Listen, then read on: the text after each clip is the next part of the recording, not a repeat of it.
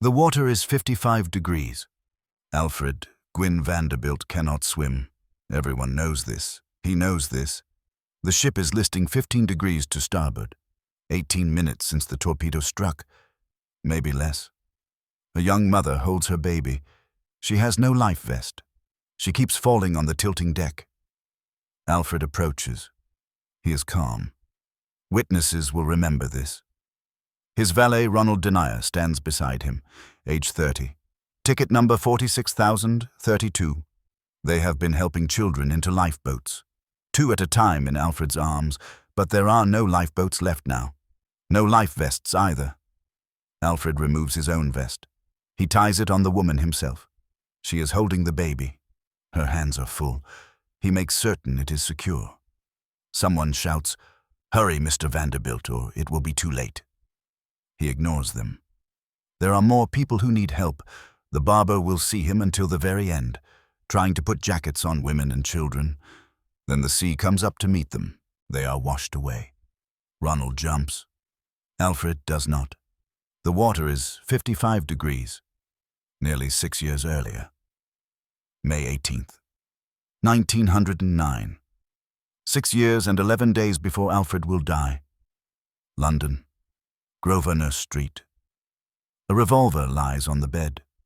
One empty chamber. Mary Agnes Ruiz has taken her own life. A revolver on the bed. The servants testify they heard no shot. Her companion, Miss Elizabeth Caney, found her that morning. The coroner records suicide while of unsound mind. The newspapers are more direct. Lloyd's Weekly News met infatuation for Mr. A. G. Vanderbilt. The inquest is suppressed. Reporters allegedly bribed. Charles Williamson of Paris settles her affairs, pays her large staff, acts as her agent. Whose agent? The coroner does not ask. Alfred Gwyn Vanderbilt dies a hero on May 7th, 1915. His family requests no mention of the Lusitania at his funeral. The obituaries describe him as a sportsman. One sentence about death at sea. The word hero appears nowhere. Why bury a hero? Chapter 1. The Unexpected Heir. September the 12th, 1899. A telegram reaches Alfred Gwyn Vanderbilt in Japan. He is 22 years old. On a world tour with friends, the tour was supposed to last 2 years. The telegram contains 7 words that change everything. Your father is dead. Come home immediately. Cornelius Vanderbilt II died at age 56. Cerebral hemorrhage. He was one of the richest men in America. His estate totals $73 million. The will sparks immediate controversy. Alfred's eldest brother William died 7 years earlier. Typhoid fever at Yale, age 22. The second brother, Cornelius III, called Neely, married Grace Wilson in 1896. Against his father's wishes. Cornelius II never forgave him. The will proves this. Neely inherits only $500,000. A deliberate insult. A message written in money. Alfred receives the rest. Approximately $42 million. More than half the family fortune. He also receives something else. The Gold Congressional Medallion, awarded to Commodore Cornelius Vanderbilt by the United States Congress in 1864. The medal symbolizes headship of the Vanderbilt family. Alfred never asked for it. Never wanted it. Now it is his. He makes a decision almost immediately.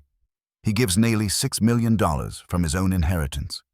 Guilt, perhaps, or recognition that he does not deserve this. That chance and death and his father's anger have made him wealthy beyond reason. $6 million to his brother. $36 million for himself. The railroad offices expect him. The New York Central needs management. The family empire requires attention. Alfred shows up briefly, works as a clerk, studies the business without interest. He accepts positions as director, Fulton Chain Railway Company, Fulton Navigation Company, Roquette Lake Railway, Roquette Lake Transportation, the Plaza Bank of New York.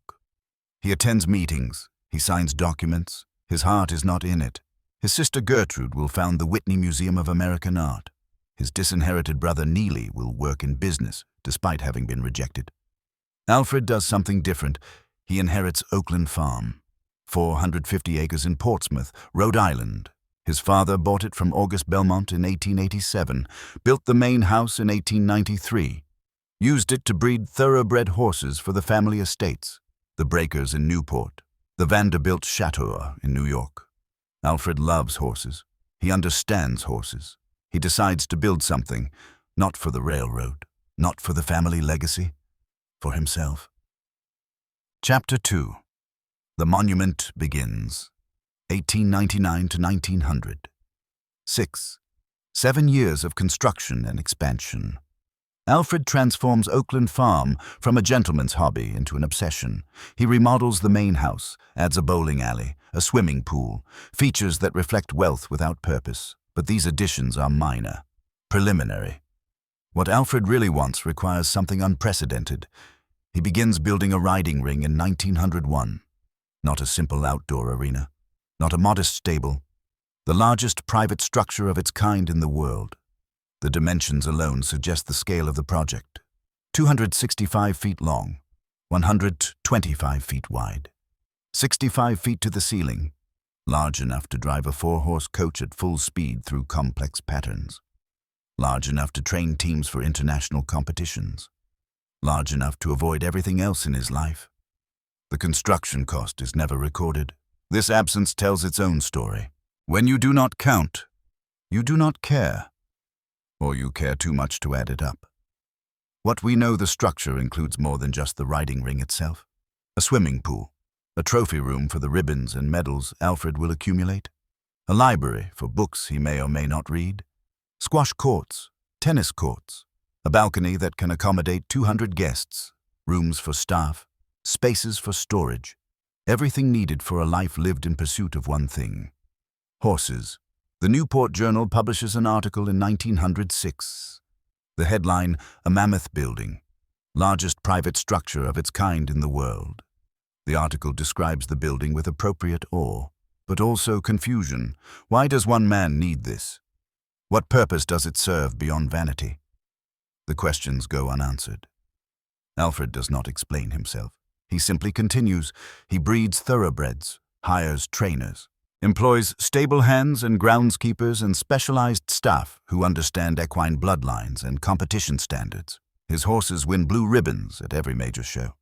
He becomes a director of the International Horse Show Association, travels to London regularly. In 1907, he ships 26 coaching horses from Oakland Farm to England for the first International Horse Show.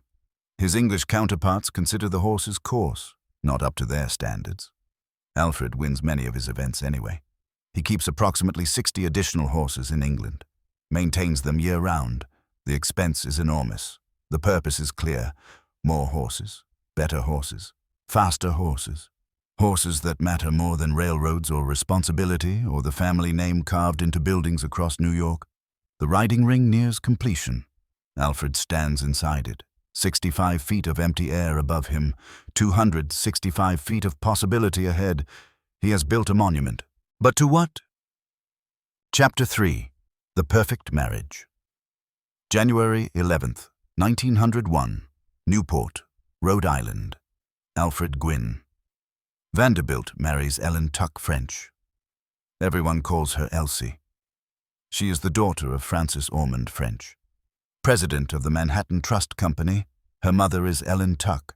Her uncle is Edward Tuck, the famous banker. She comes from money. Not Vanderbilt money, but enough. Enough to understand the world Alfred was born into. Enough to believe she can navigate it. They marry the same year Alfred begins work on the riding ring. Perhaps this is not coincidence. Marriage and monument. Both attempts to build something permanent. Both requiring more maintenance than anticipated. November the 24th, 1901. Elsie gives birth to their only child together, William Henry Vanderbilt III. The family line continues. The Vanderbilt name persists. Alfred now has everything expected of a man in his position: a wife, an heir, a fortune, an estate, responsibilities that should occupy his full attention. Instead, he spends more time with horses. By 1905, this pattern is clear. Elsie entertains at Oakland Farm, hosts parties, maintains the social obligations that come with the Vanderbilt name. She travels frequently to Europe. Alfred attends horse shows, drives his coaching teams, participates in competitions across the United States and England. They are married. They live in the same houses. They occupy different lives. Alfred has a private railway car. He names it the Wayfarer. Fitting name for a man who avoids home. The car has bedrooms, a dining room, everything necessary for long journeys, everything necessary for privacy. Alfred uses it to travel between horse shows, to transport his teams, to spend time away from Newport and New York and the weight of expectations he never wanted. At some point during these travels, Alfred meets a woman. Her name is Mary Agnes O'Brien Ruiz. She is married to the Cuban attaché in Washington. The meeting happens in London. The story told later, perhaps romanticized, perhaps true, describes Agnes riding in Rotten Row when her horse bolts, according to this account. Alfred grabs the reins, brings the horse to a stop, saves her life. Whether the rescue happened this way or whether they met through society circles, the result is the same. She is grateful. He is charming. They are both married to other people. None of this seems to matter. Agnes begins accompanying Alfred to horse shows. The Wayfarer offers private accommodations for travel, but privacy and discretion are not the same. Soon the rumors start, whispers in society columns, gossip at dinner parties, public opinion begins to form. The Vanderbilt heir and the diplomat's wife, the abandoned Elsie bravely raising her son alone. The public sympathizes with her, condemns him. March 1908. Elsie has had enough. She moves to the home of her wealthy brother in Tuxedo Park. New York, leaves Oakland Farm, leaves Alfred, takes William with her. The marriage is effectively over. Only the paperwork remains. April 1st, 1908. Elsie files for divorce. The grounds adultery. The location cited the private railway car, the Wayfarer. The correspondent, Mary Agnes O'Brien Ruiz, wife of the Cuban attaché in Washington. D.C. The details are specific, deliberate, designed to wound. Alfred makes only a token objection. He knows what he has done, knows the marriage is unsalvageable, knows the bill is coming. The divorce papers are sealed. Standard practice for wealthy families who prefer their scandals remain private, but the settlement cannot be hidden. Numbers speak even when documents are buried. The divorce reportedly costs Alfred Vanderbilt $10 million. $10 million in 1908, approximately $300 million today. Elsie receives a $5 million trust fund for their son, William. She receives properties. She receives cash. She receives silence. The papers stay sealed. The details remain private. The marriage ends. Agnes's husband divorces her as well. Both marriages destroyed. Both fortunes diminished. Both reputations damaged beyond complete repair. Alfred is free now. Free to be with Agnes. Free to continue his life with horses and coaching and the riding ring that nears completion. Free to spend money at a rate that will shock even those who understand his wealth. But freedom has a price. He has just paid $10 million for it. The bill is not done. Chapter 4. $10 million. $10 million in 1908. The number appears in newspaper accounts, in society gossip, in financial speculation about the Vanderbilt fortune. Always qualified. Reportedly, allegedly, by most estimates. The divorce papers are sealed. The exact terms remain private, but money leaves traces even when documents are hidden. Property transfers are public record, on specific dates between 1908 and 1910. Titles move from Alfred Gwynne Vanderbilt to Ellen French Vanderbilt. Real estate in Newport, holdings in New York, investments that generate income. The transfers total millions. Then there is the trust fund, $5 million for William, managed by the Manhattan Trust Company, Francis Ormond French's bank, Elsie's father's institution. The money is protected, guaranteed. Young William will inherit wealth regardless of what his father does with the rest. Elsie takes her settlement and rebuilds. She lives quietly, entertains at Harborview, her estate in Newport, an Italianate cottage built in 1865. She travels. She raises William. She waits. In 1919, she remarries. Lieutenant Paul Fitzsimons, United States Navy. A Marine officer 10 years her junior. He serves on the same destroyer as her son William. They live together at Harborview for the rest of their lives. Paul dies in 1946. Elsie dies in 1948. Harborview is sold in 1950. Demolished for a residential subdivision. Nothing remains. But in 1908, Elsie has what she wanted. Freedom from Alfred, security for her son, enough money to maintain her position in society. The divorce papers stay sealed for 100 years. The scandal eventually fades. Public sympathy remains with her, the abandoned wife, the dignified mother, the woman who survived a Vanderbilt. Alfred has what he wanted too, or believes he does. Agnes is free now. Her marriage to the Cuban attaché ends in divorce. The details are not public. The settlement is not reported. What is known, she is no longer married, no longer bound to Washington society, no longer required to maintain the appearance of a diplomat's wife. Alfred supports her. The evidence suggests this, even if the documents are sealed. She maintains a residence on Grosvenor Street in London, a large establishment, multiple staff members, servants, and a personal companion. The expenses for such a household are substantial. Agnes has no independent income. Her family background is respectable but not wealthy. Irish roots. The O'Brien name suggests Catholic heritage, middle-class origins. She married well when she married the Cuban attaché. She divorced badly. Someone is paying for Grosvenor Street. Someone is maintaining the staff. Someone is ensuring Agnes lives in the manner she has become accustomed to. Charles F. Williamson of Paris acts as her agent, settles her affairs, manages her accounts, represents her interests. Williamson is a friend of Alfred's. The connection is clear even if the payments are hidden. Alfred has spent $10 million to divorce Elsie. He is spending more to support Agnes. The exact amount is unknown. The duration is limited. From April 1908, when the divorce is finalized, to May 1909. 13 months. 13 months of freedom. 13 months of believing this was worth the cost. Then, Agnes makes a choice that changes everything. Chapter 5. Grosvenor Street, May 17, 1909.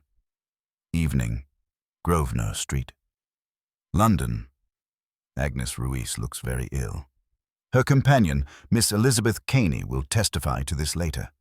Agnes has been depressed at times, takes tabloids for insomnia, keeps a revolver. Why she keeps it, Caney does not say. Whether Alfred knows about the revolver, we do not know. Whether anyone tried to take it from her, the record does not indicate. May 18, 1909. Morning. Elizabeth Caney finds Agnes in her room. Agnes has taken her own life. A revolver lies on the bed. One chamber empty. The other chambers are loaded. Only one shot was needed. The servants testify they heard no shot. This detail appears in multiple newspaper accounts. Repeated because it suggests something. Suppression, perhaps? Conspiracy, possibly? Or simply the acoustics of a large house with thick walls and staff who sleep in distant quarters. The servants heard nothing. Agnes died alone. Dr. J.B. Sutton is summoned. He examines the body, confirms what happened. The evidence was clear. He reports suicide. The coroner agrees. An inquest is scheduled. Charles F. Williamson of Paris arrives to settle Agnes's affairs. He identifies the body, testifies that he acted as her agent, describes her as the wife of a wealthy Cuban from whom she had separated lately, states she had been in ill health and depressed, that she had declared she was tired of life. His testimony is careful, protective. He mentions no names except Agnes's, makes no reference to Alfred Vanderbilt, provides just enough information to satisfy the inquest without revealing anything that matters. Elizabeth Caney testifies next, confirms Agnes's depression, the insomnia, the tabloids she took to sleep, the revolver she kept. Why? Caney does not explain. Caney states she had no idea until the doctor arrived. The bedroom door was closed. The shot was not heard. Agnes died while Caney slept. The coroner's jury deliberates briefly. The verdict, suicide while of unsound mind. Standard language for self-inflicted death. Implies temporary insanity. Suggests Agnes was not responsible for her own actions. Provides a kind of mercy in death that she did not find in life. The inquest concludes, the matter is settled legally, but newspapers do not let it rest. June 13th, 1909. The Buffalo Times publishes an article. The headline references the mysterious case of Mary Agnes Ruiz, who committed suicide in London on May 18th. Several Sunday papers in London print long accounts. They lay particular stress upon the suppression of news of the inquest and her relations with an American multimillionaire. Lloyd's Weekly News attributes the woman's suicide to her mad infatuation for Mr. A. G. Vanderbilt. The paper charges that English reporters present at the inquest were bribed to refrain from mentioning the case. Whether the bribery allegations are true remains unknown. Whether Alfred or his representatives paid for silence is not proven. What is documented, the inquest was suppressed. News was controlled. Details were limited. The major London papers do not cover the story extensively. The American papers, farther from the source and less subject to pressure, print more. The suppression suggests money, influence, connections that extend across society and into the press. Alfred Vanderbilt has all of these. His family has more. The Vanderbilt name carries weight in London as much as New York. Cornelius II maintained properties in England.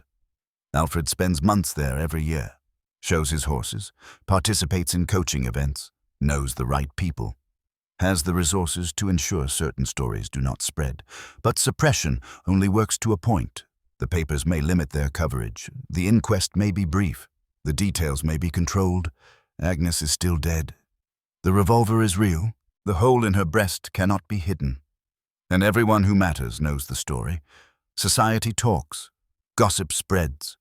The connection between Alfred Vanderbilt and Agnes Ruiz is established in whispers, even if it is not printed in headlines. Alfred continues his life. He does not attend Agnes's funeral. Or perhaps he does, and it is not recorded. The documents are silent on this. What is known, he does not publicly mourn, does not acknowledge the relationship, does not claim responsibility. He returns to his horses, to his coaching, to Oakland Farm, and the riding ring, and the life he was living before Agnes put a revolver to her breast.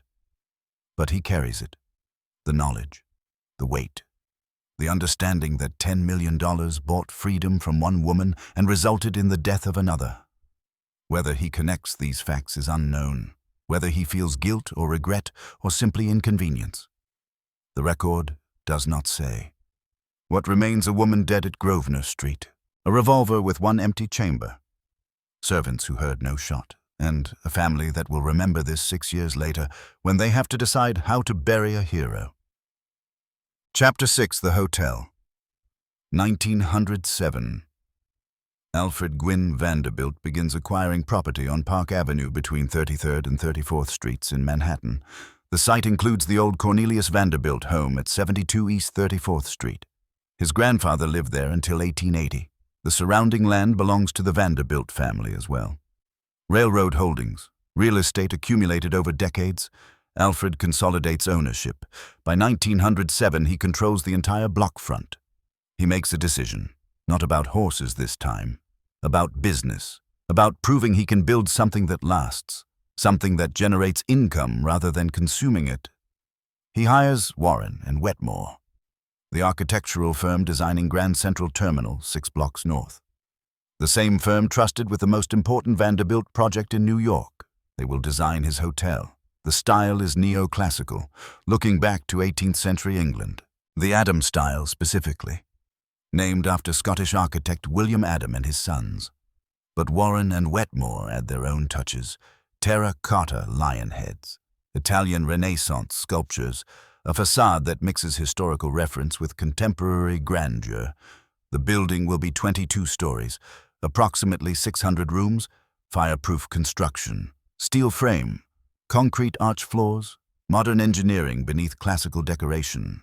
Construction begins in March 1910 under the William L. Crowe Construction Company. The estimated cost is $2 million. Alfred finances it primarily himself. Work proceeds through 1910 and 1911. In September 1910, a bricklayer's strike temporarily halts progress.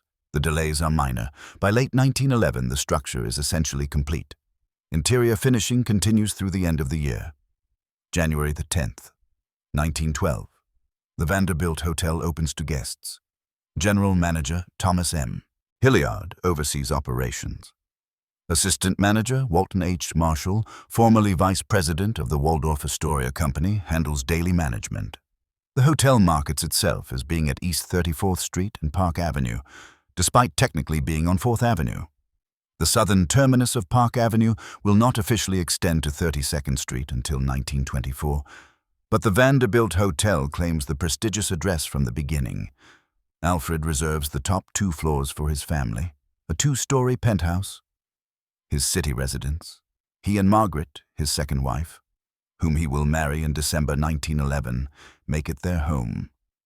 The location is strategic, next to Grand Central Terminal, in the heart of Midtown Manhattan, convenient for business travelers, attractive to permanent residents who want luxury without the burden of maintaining a private mansion. 3 days after opening, fire breaks out on the 3rd floor. Expensive furniture ignites. Flames spread. Firemen flood the space. Water leaks into the Chinese room below, damages walls and tapestries, but the fireproof construction works. The fire is contained. The damage is limited to 1 floor. The hotel's reputation for safety is actually enhanced. Modern building techniques proven under crisis conditions, the hotel includes innovations. New York City's first women-only bar. The experiment fails. Barely any women use it. 2 weeks after opening, it converts to a men's bar. Pneumatic tubes deliver messages from bottom to top in 7 seconds. The technology impresses guests, creates efficiency, demonstrates that Alfred understands modern convenience even if he prefers 19th century coaching. March 1913. Construction is finally complete.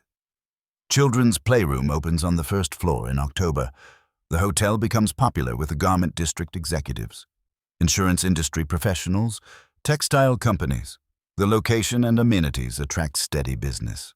The hotel operates at good occupancy rates, generates revenue, proves profitable. Alfred lives in the penthouse for only 3 years, from January 1912 to May 1915. Then the Lusitania. Then everything changes. The Women's City Club of New York leases the penthouse as a clubhouse in 1916. They occupy it until 1918. The hotel continues operating. A syndicate buys it in 1925. New York Life Insurance Company forecloses in 1935. Manger Hotels acquires it in 1941. Operates it until it closes in 1965. The building is converted to residences and offices between 1965 and 1967. The lower facade is stripped away. Some statues on the parapet are removed, but the building survives. Stands today as 4 Park Avenue, apartments in the upper floors, offices in the lower 6 floors. A restaurant occupies the space that was once the Della Robbia Bar. 113 years after opening, the Vanderbilt Hotel still stands, altered, repurposed, no longer recognizable as Alfred's creation, but standing, serving, generating value, outlasting the man who built it and everything else he created. The riding ring at Oakland Farm, demolished in 1937, 22 years after Alfred's death. 31 years after completion, too expensive to maintain, too expensive to insure. The largest private structure of its kind in the world could not outlast a generation. Alfred built both, the ring for himself, the hotel for others. Only one remains. Chapter 7. Margaret. December the 17th, 1911. London or Reigate? The sources disagree on which. Alfred Gwynne Vanderbilt marries for the 2nd time. The ceremony is private. 4 witnesses. Both bride and groom have been married before. Both know what they are doing. Both understand the risks. Margaret Emerson is 27 years old, 8 years younger than Alfred. She is the daughter of Captain Isaac Edward Emerson, the man who invented bromo seltzer, the headache remedy that every American keeps in their medicine cabinet. Isaac Emerson is enormously wealthy.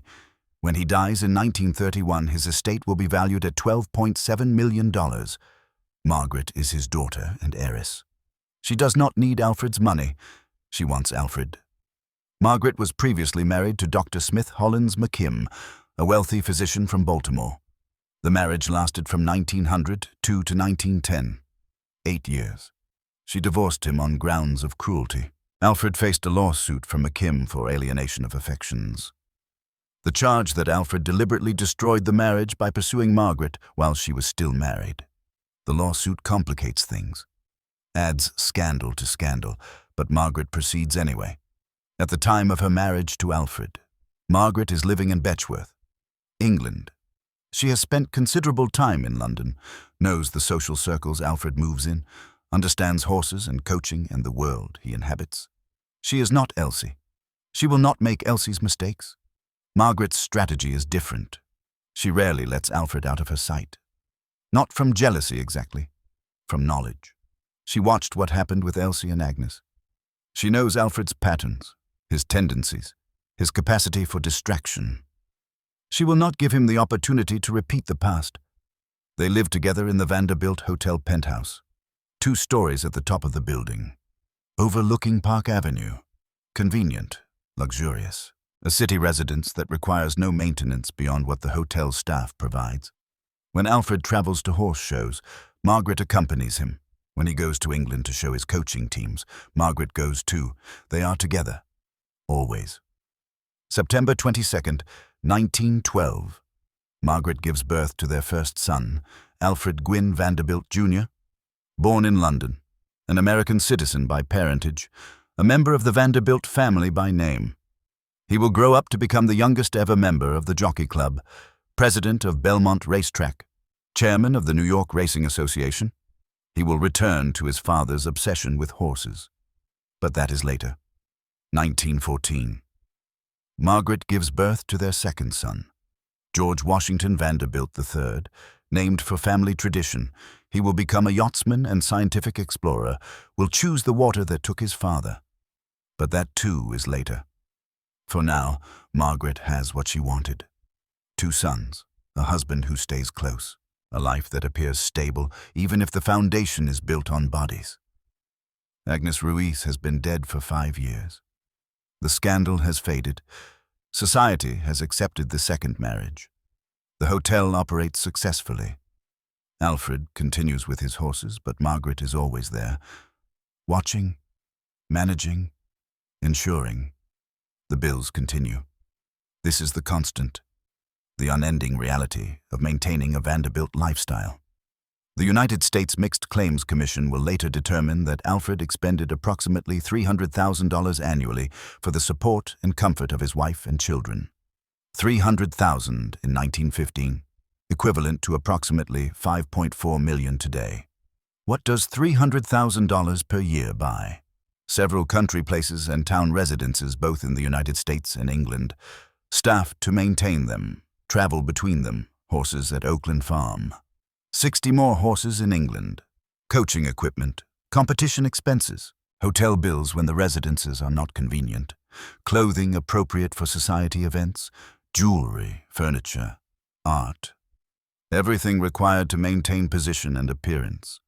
$300,000 per year is $821 per day, every day, including days when nothing special happens, when no parties are held, when no competitions are won, when the family simply exists in the manner expected of people with their name. Alfred inherited $42 million in 1899, spent $10 million on divorce in 1908, spent $2 million building the hotel between 1910 and 1913, spent at least $1.8 million on household expenses from 1909 to 1915 at $300,000 per year. The fortune is shrinking, not from bad investments, not from market crashes, from living, from maintaining, from being a Vanderbilt. When Alfred dies in 1915, his estate will be valued at approximately $21.4 million, not the $26 million commonly reported. $21.4 million. He has lost over $20 million in 16 years, more than $1 million per year, more than $3,527 per day, every day, for 16 years.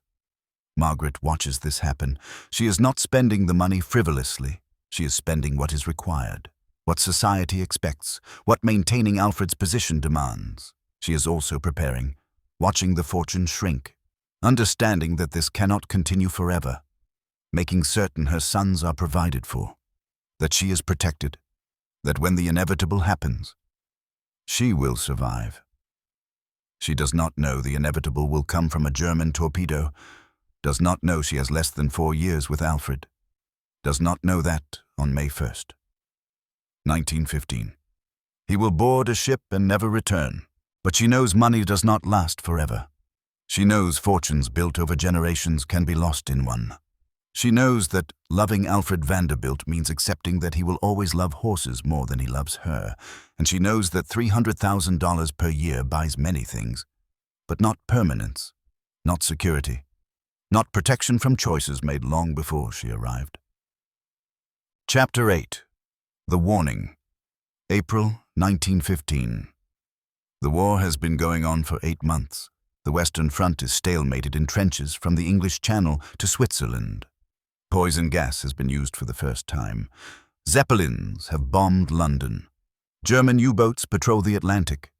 The rules of naval warfare, such as they were, have collapsed. Any vessel flying the flag of Great Britain is liable to destruction. This is not speculation, this is German policy. The International Horse Breeders' Association was supposed to meet in 1914. The outbreak of war cancelled it.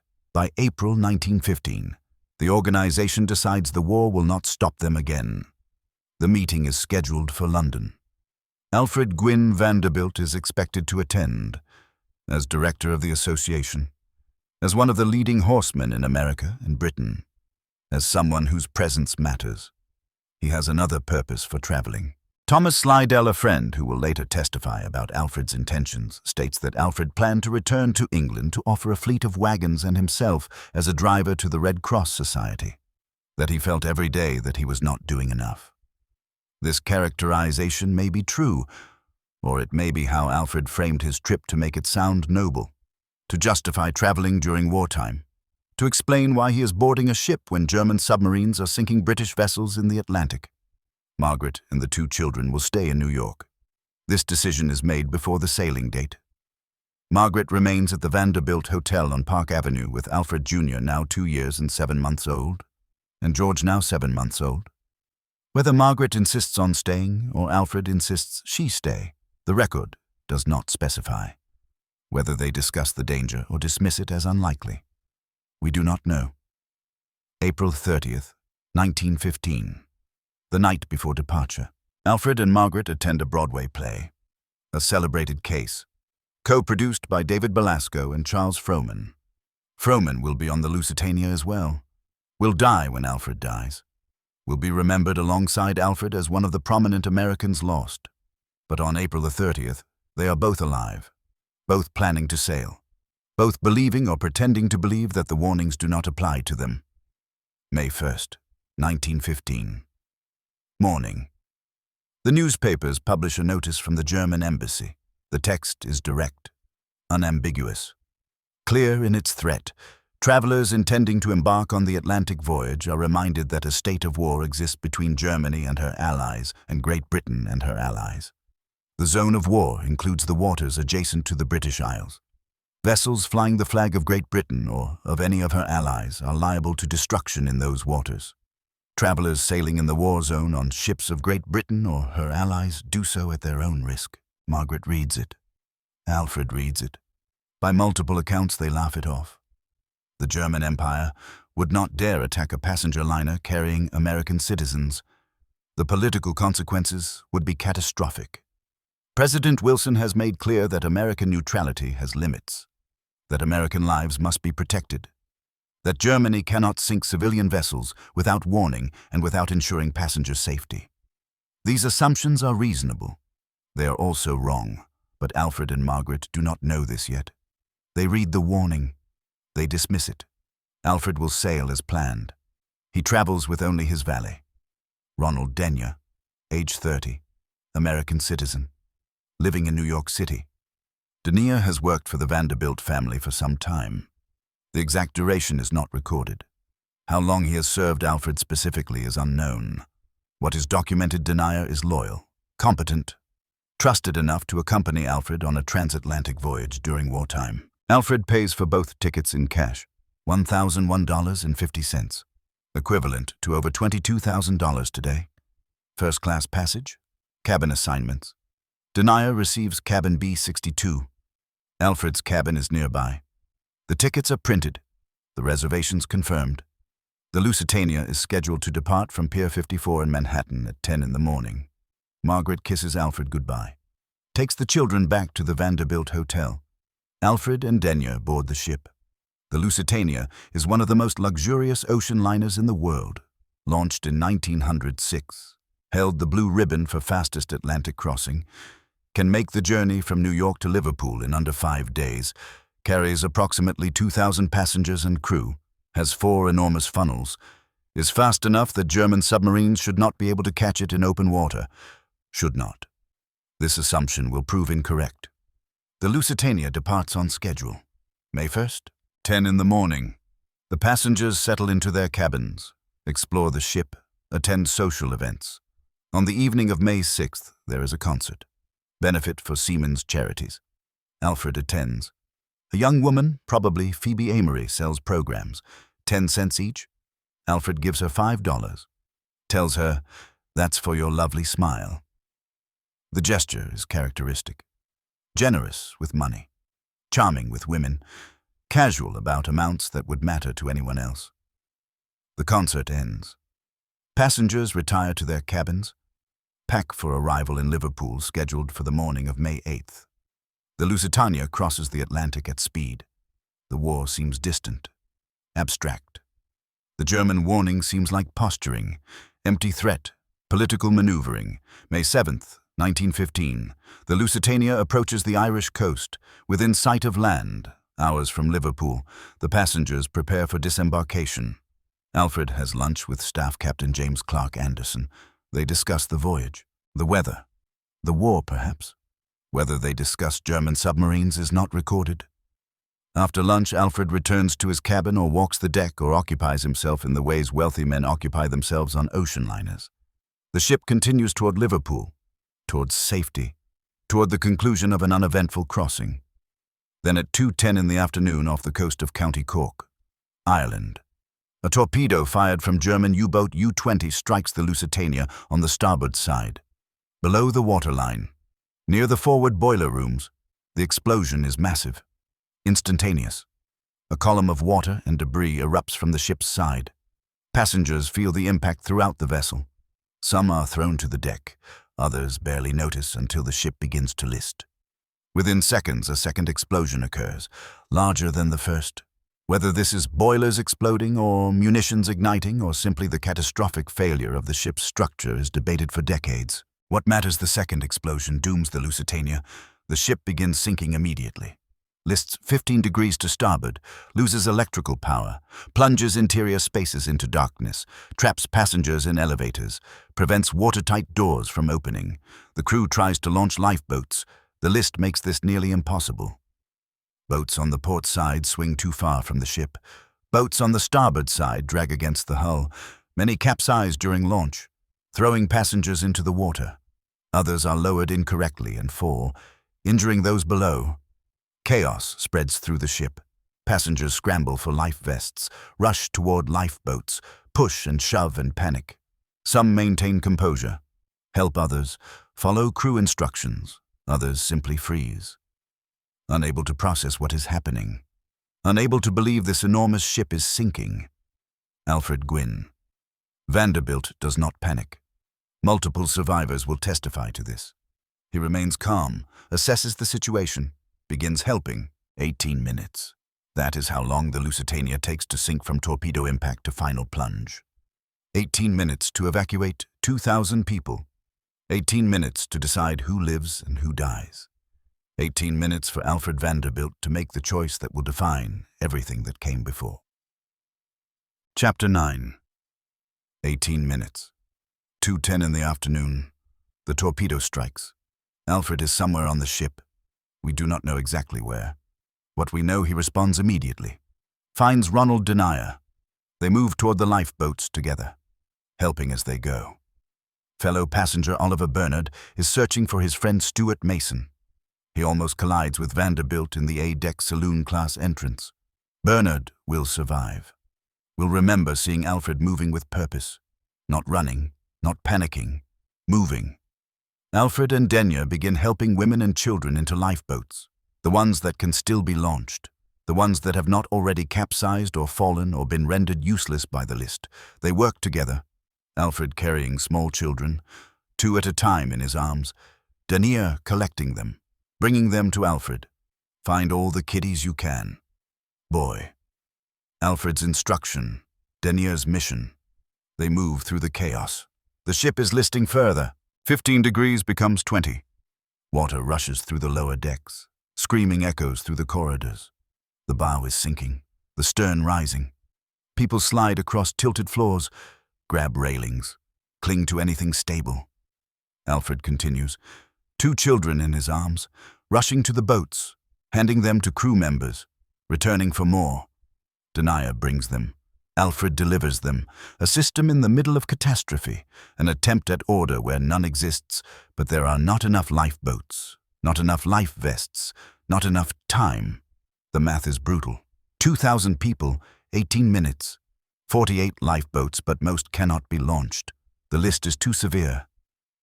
The crew is overwhelmed. The passengers are panicking. Alfred keeps working, but the children run out. Or the boats fill, or the situation deteriorates past the point where launching more boats is possible. What is certain, at some point, Alfred stops carrying children and starts helping women. Charlotte Pye is a young Canadian mother. She has her baby in her arms. No life jacket. The deck is tilting. She keeps falling. Cannot keep her balance while holding the infant. Cannot protect herself and the child. She is terrified. Crying. Certain she will die. A man approaches. He speaks calmly. Don't cry. It's quite all right. He removes his own life vest. She is holding the baby. Her hands are full. He ties the vest on her himself, makes certain it is secure, adjusts the straps, checks that it will hold. She recognizes him.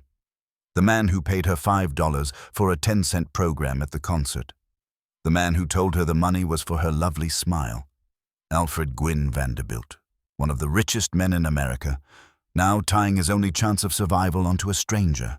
He does not make a speech, does not explain himself, simply finishes securing the vest and moves on. There are more people who need help, more women who need life jackets, more children who need to reach boats. Charlotte Pye survives. Will tell this story for the rest of her life. Will remember the calm in Alfred's voice, the steadiness of his hands, the certainty that he knew exactly what he was doing. Alfred Gwynne Vanderbilt cannot swim. Everyone knows this. His friends know, his family knows. The servants at Oakland Farm know. The staff at the Vanderbilt Hotel know. He has a swimming pool at Oakland Farm, has one at the hotel. Never learned to use them. Never saw the need.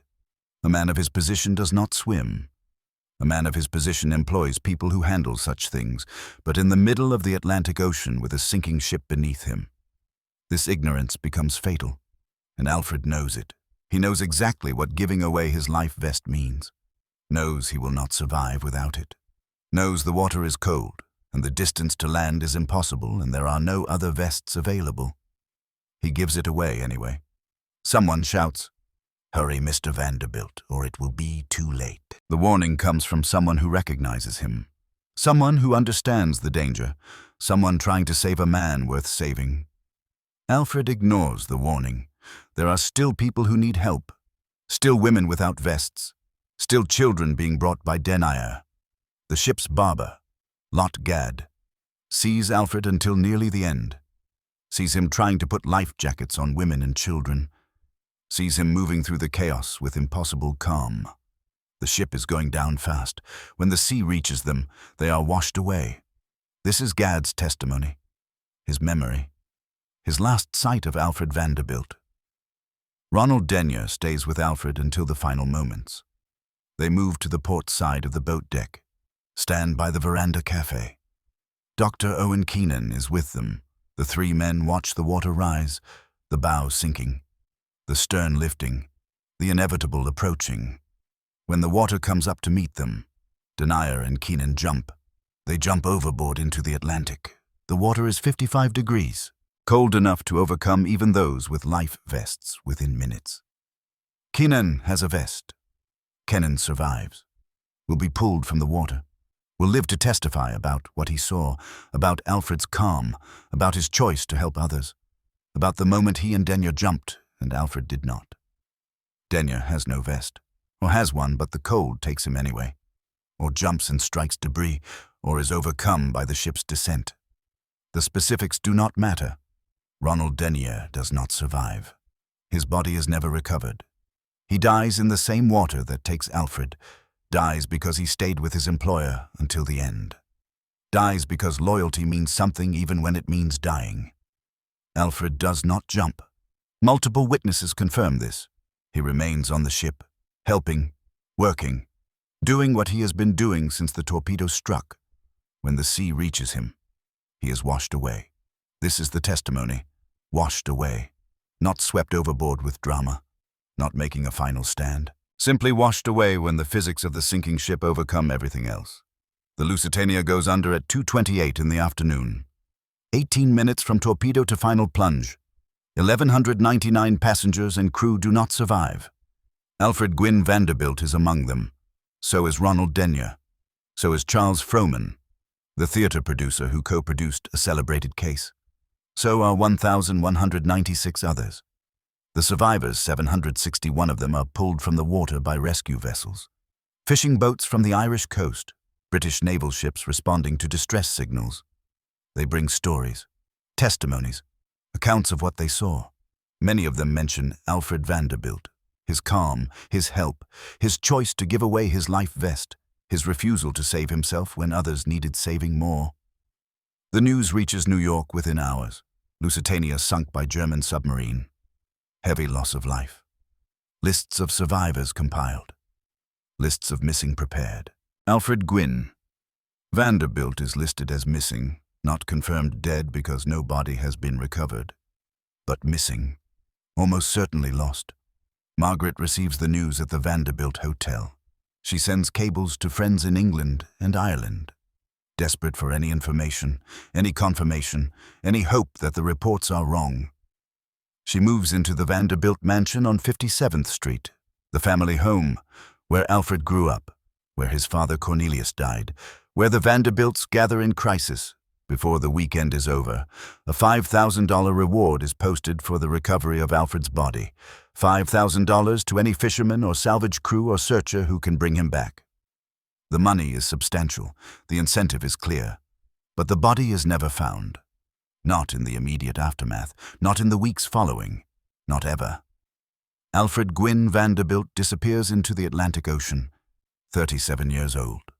Husband to 2 wives, father to 3 sons, heir to $42 million, builder of the largest private riding ring in the world, owner of a successful Manhattan hotel, survivor of divorce and scandal and the suicide of his mistress. Remembered for 18 minutes, helping strangers on a sinking ship. The newspapers call him a hero, a gallant gentleman, a fine sportsman. They print accounts from survivors. Charlotte Pye's story, Lot Gadd's testimony, Oliver Bernard's memory. The narrative forms quickly.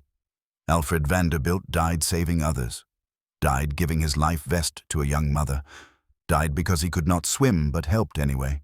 Died because when it mattered most, he chose strangers over himself. The story is true. The witnesses are credible. The accounts are consistent. Alfred Vanderbilt spent his final 18 minutes being exactly the kind of man he had never been before. Not the playboy who squandered fortunes on horses. Not the adulterer who destroyed his marriage. Not the man whose mistress killed herself with a revolver in London. A hero. Someone worth memorializing, someone whose death has meaning. But there is a complication. Heroes are remembered. Heroes are celebrated. Heroes have their stories told at funerals and in obituaries and in public memorials. And Alfred's story cannot be separated from Agnes Ruiz. Cannot be told without mentioning the woman who shot herself in 1909. cannot be celebrated without raising questions about why she died and who was responsible. The Vanderbilt family understands this. They make a decision. At Alfred's funeral, no one will mention the Lusitania. The obituaries will describe him as a sportsman and horse breeder. One sentence about death at sea. No details about how. No accounts from survivors. No heroism. No gallantry. Just death. Just loss. Just a Vanderbilt who died young. The family cannot control everything, cannot suppress every newspaper, cannot silence every witness, but they can control the funeral, can shape the immediate narrative, can buy time to let the scandal fade before the heroism is celebrated. So they bury Alfred quietly, without the Lusitania, without Charlotte Pye, without the life vest or the children or the 18 minutes that should define him. They bury the playboy, the wastrel, the man who squandered his inheritance, the man whose mistress killed herself, the man who died at sea. And they wait for the heroism to outlast the scandal, wait for time to create distance, wait for Alfred to become a memorial instead of a cautionary tale. His friends do not wait. Within months, memorials are planned. 50 friends in Newport, a few British coaching friends in England. Not the family. Friends. People who knew Alfred, who remembered his help, who saw something worth celebrating despite everything else. The memorial on the A24 road in Homewood, England, is erected on Alfred's favorite road. The inscription reads, "In memory of Alfred Gwynne Vanderbilt, a gallant gentleman and a fine sportsman who perished in the Lusitania May 7, 1915. This stone is erected on his favorite road by a few of his British coaching friends and admirers. The memorial fountain in Newport is erected by 50 of his friends. The inscription, to the memory of Alfred Gwynne Vanderbilt, who perished on the SS. Lusitania in the 38th year of his age, May 7, 1915, erected by 50 of his friends. Both memorials stand today, more than 110 years later, maintained, remembered." Physical proof that Alfred Vanderbilt's final 18 minutes mattered to people who were not his family. To people who believed heroism should be marked, that sacrifice deserves recognition, that dying well counts for something. Whether it counts enough is the question the family cannot answer. Whether 18 minutes can redeem 16 years. Whether one choice can erase a lifetime of other choices. Whether Alfred Gwynne Vanderbilt should be remembered as a hero or a cautionary tale or somehow both. The answer depends on what you value. The fortune or the final act. The monument or the moment, the life or the death. The Lusitania gives Alfred something he never found in life. A clear choice, a simple decision, help strangers or save himself. In 18 minutes, there is no time for complexity, no room for nuance, no space for anything except the immediate question, what matters more? Alfred answers. He helps strangers. He gives away his life vest. He works until the sea washes him away, and in doing so, he becomes the thing he never was, with $42 million and 450 acres and the largest private riding ring in the world. He becomes worth remembering. Chapter 10. The Funeral. May 1915. New York City. The Vanderbilt family gathers to bury a hero. Except they do not call him that. Do not mention how he died. Do not reference the Lusitania or the life vest or the children carried 2 at a time. The funeral announcements are carefully worded. The obituaries are controlled. The family has made a decision. At the time of his funeral, the family does not want the Lusitania mentioned, not in announcements, not in obituaries, not in the services themselves. This fact appears in multiple sources, confirmed by researchers who examined the newspaper coverage. The family actively suppresses the very thing that makes Alfred's death meaningful. Why bury a hero quietly? The calculation is brutal, but logical. Heroes generate attention. Attention generates questions. Questions generate scandal. Alfred Gwynne Vanderbilt died saving strangers on May the 7th, 1915. Mary Agnes Ruiz died by her own hand on May 18th, 1909. 6 years apart. Both deaths connected to the same man. Any newspaper covering the heroism will also mention the scandal. Any eulogy praising the sacrifice will invite whispers about the suicide. Any memorial celebrating Alfred's final moments will remind society of Agnes's final moment. The revolver on the bed, one empty chamber, the tragedy at Grosvenor Street, the servants who heard no shot, Charles Williamson settling her affairs, the inquest suppressed, the newspapers bribed, Lloyd's weekly news mad infatuation for Mr. A. G. Vanderbilt. All of this returns if the family allows the Lusitania story to spread. All of this poisons the narrative they need to control, so they choose silence, choose to minimize, choose to describe Alfred as a sportsman and horse breeder who died at sea. One sentence, no details, no heroism, no complexity, just death, just loss, just moving on as quickly as possible. The New York Times publishes an obituary. The length is modest, the tone is factual. Alfred Gwynne Vanderbilt, sportsman and member of the prominent Vanderbilt family, lost in the sinking of the Lusitania. Details about his business interests, mentions of his positions on various railroad boards, reference to his passion for coaching and horses, description of his death as occurring at sea. The word hero does not appear. The accounts from survivors are not included. Charlotte Pye is not mentioned. The life vest is absent. Margaret Emerson Vanderbilt, now technically a widow, though they have not recovered the body, sits somewhere during these arrangements. She has 2 small sons. Alfred Jr. is 2 years and 7 months old. George is 7 months old. Neither will remember their father. Neither will have any direct memory of the man whose name they carry.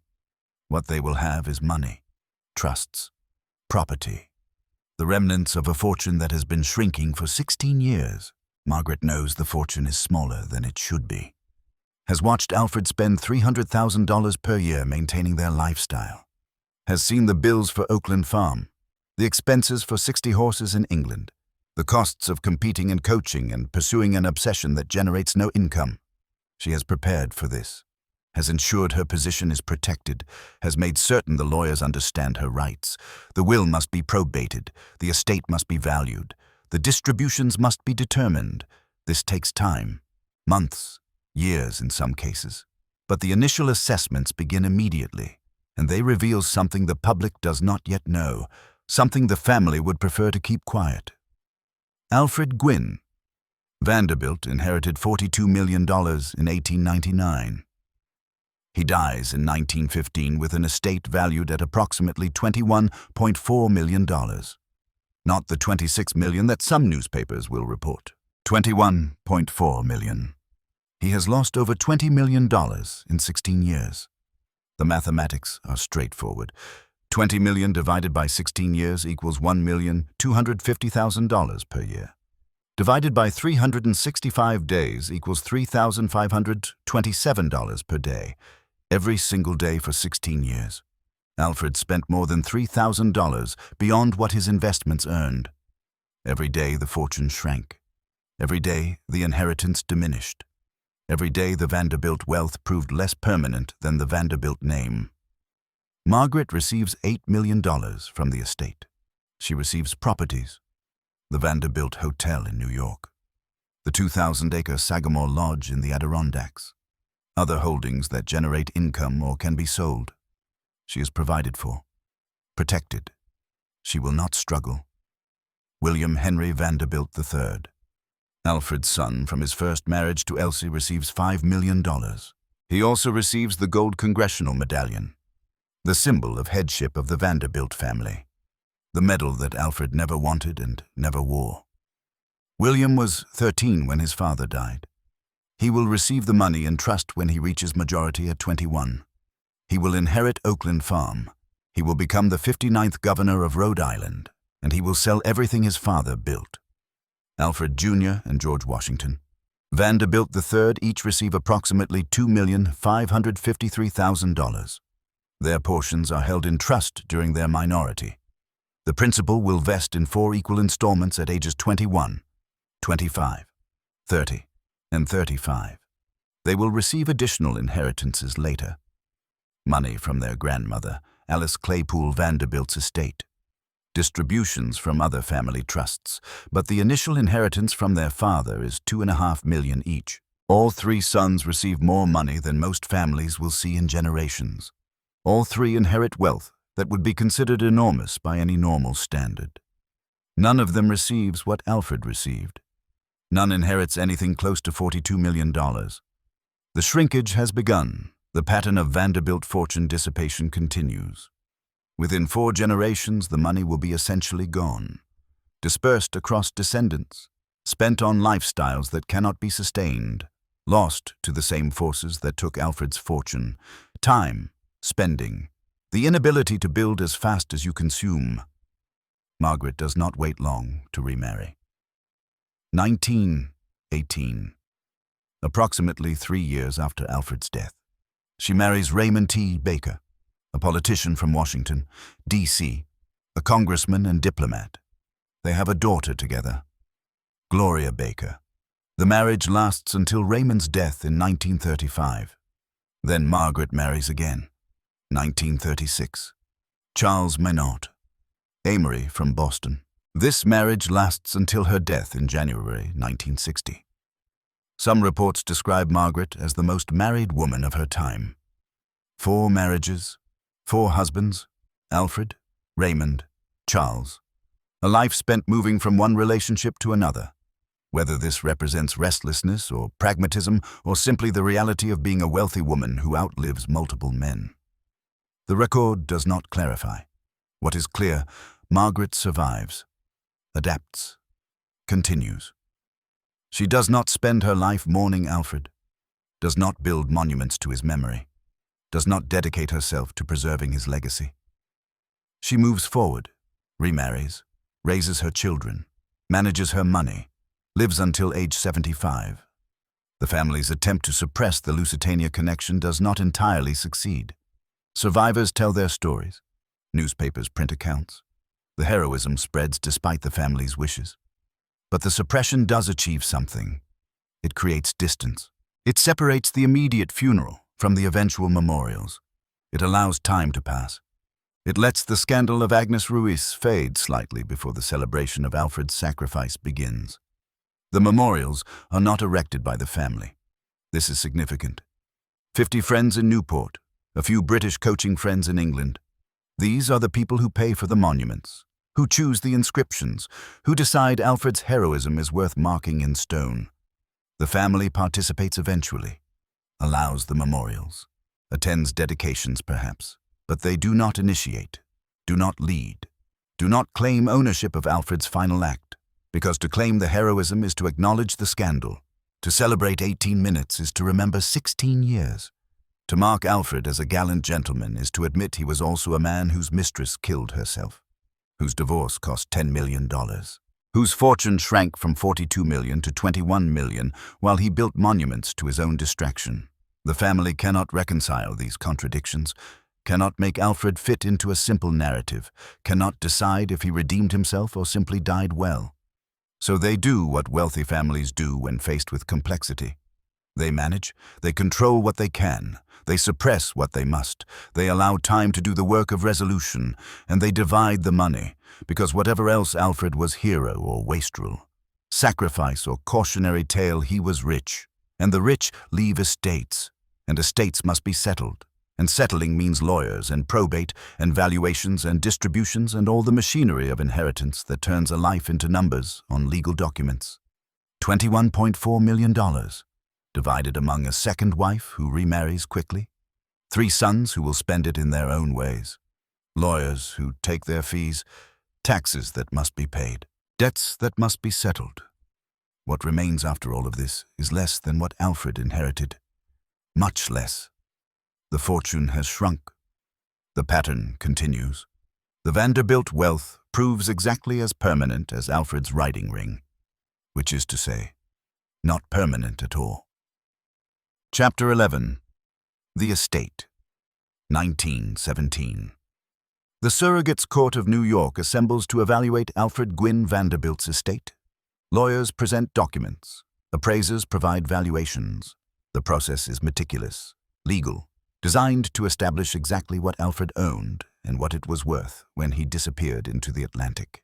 The gross estate in the state of New York is valued at $16,769,314. An additional trust fund holds $4,612,086. Combined $21,381,400. After payment of debts, funeral expenses, and administrative costs. The net value of the estate within New York is calculated at $15,594,836.32, equivalent to approximately $282 million in 2024. These figures may not reflect additional holdings located in other states or abroad. The valuation is complex. Assets are scattered. Some properties are jointly held. Some investments are difficult to value precisely, but the core number is clear.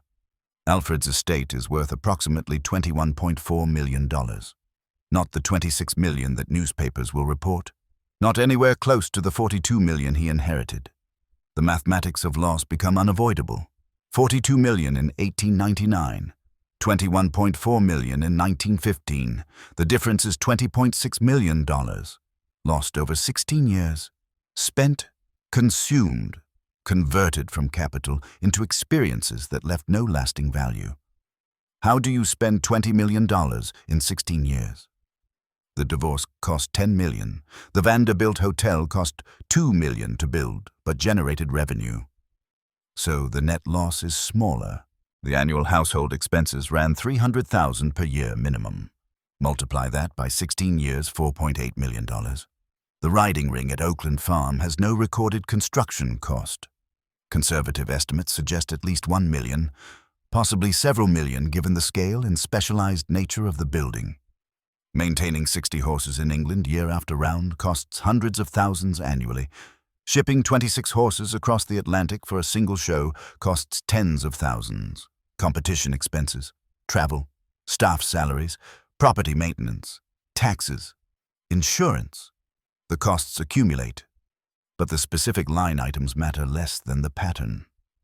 Alfred was not investing, not building businesses, not creating income streams. He was maintaining, spending, pursuing an obsession with horses that generated ribbons and trophies but no financial return.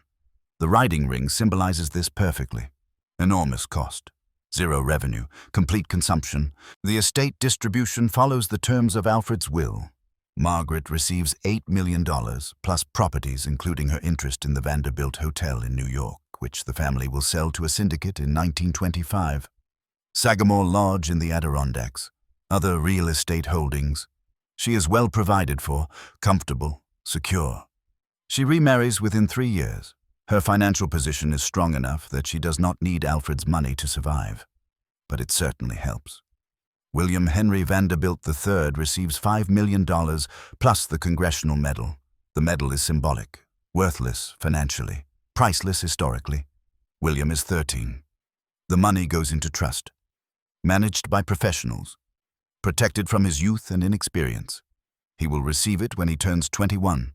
He will also inherit Oakland Farm, 450 acres, the riding ring, the stables, the main house, everything Alfred built, everything that defined his obsession. William will keep Oakland Farm for 25 years, live there, serve as governor of Rhode Island while residing at the estate. Then in 1947, he will sell it. Sell everything. The property will be subdivided, developed, transformed from a gentleman's farm into a residential neighborhood. The buildings will be demolished over the following years. The riding ring in 1937, the stables in 1948, the main house in 1949, the cattle barn in 1960. Nothing will remain except a white gate on East Main Road marking an entrance to something that no longer exists. Alfred Jr. and George each receive approximately $2.5 million. The money is structured carefully. Trust arrangements, installment distributions, protection against youthful mistakes. They will receive additional money later. 1919, $1,700,000 that reverts to Alfred's residuary estate after other claims are settled. 1929, $1 million each from a surplus in their grandmother Alice's trust.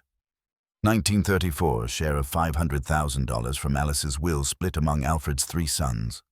By the time all these inheritances are distributed, the younger sons will have received approximately $4 million each. William will have received approximately $6 million total. Margaret will have received $8 million plus properties worth millions more.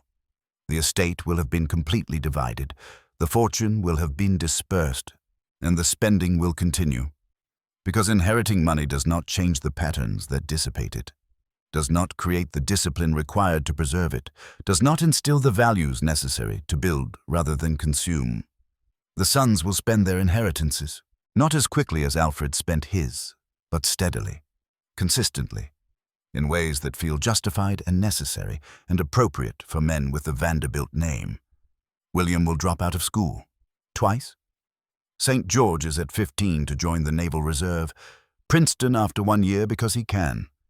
The money makes education optional, makes purpose optional, makes everything except spending optional. He will marry, live well, serve as governor, sell the family estate. The pattern repeats. Alfred Jr. will return to horses, become the youngest ever member of the Jockey Club, president of Belmont Racetrack, chairman of the New York Racing Association. He will build a career around his father's obsession. Whether this represents tribute or genetic inevitability, no one can say. But he will spend his life in the same world that consumed his father's fortune. Horses, competition, the pursuit of ribbons and recognition in a realm where money flows out and validation flows in. George will choose the water, yachts, scientific exploration, the ocean that took his father. He will die in 1961 at age 47, dying before 50. Cut short by different causes, a pattern of early death continuing. The pattern continues. The United States Mixed Claims Commission eventually awards additional compensation to Alfred's residuary estate, approximately $2 million. Damages for the wrongful death caused by the German submarine attack. The money goes to the sons, increases their inheritances slightly, changes nothing fundamental. The fortune continues to shrink. The Vanderbilt wealth continues its inevitable dispersal across generations until nothing remains except the name and the stories. But in 1917, sitting in the surrogate's court reviewing the probate documents, the lawyers can see the future clearly. They can do the mathematics. They can track the pattern. 42 million to 21 million in one generation. If the next generation loses half again, the fortune will be 10 million. The generation after that, 5 million. Then 2.5, then 1.25. Within 4 generations, the money will be essentially gone, divided among too many descendants, spent too quickly, never replenished by the kind of building that created it. The Vanderbilt fortune was built by Commodore Cornelius Vanderbilt. Shipping, railroads, ruthless business practices, creating value, building infrastructure, generating revenue. The fortune was maintained barely by his son William Henry. Then it began to dissipate, split among heirs, spent on mansions and yachts and European travel and social position, consumed faster than it could be replenished. Alfred accelerated the process, took 42 million and turned it into 21 million in 16 years.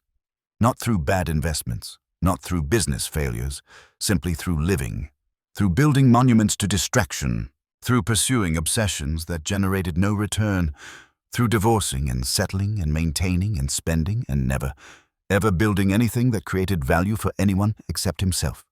$3,527 per day, every day, for 16 years. That is the cost of being Alfred Gwynne Vanderbilt. That is the price of pursuing pleasure over purpose. That is the mathematics of fortune dissipation.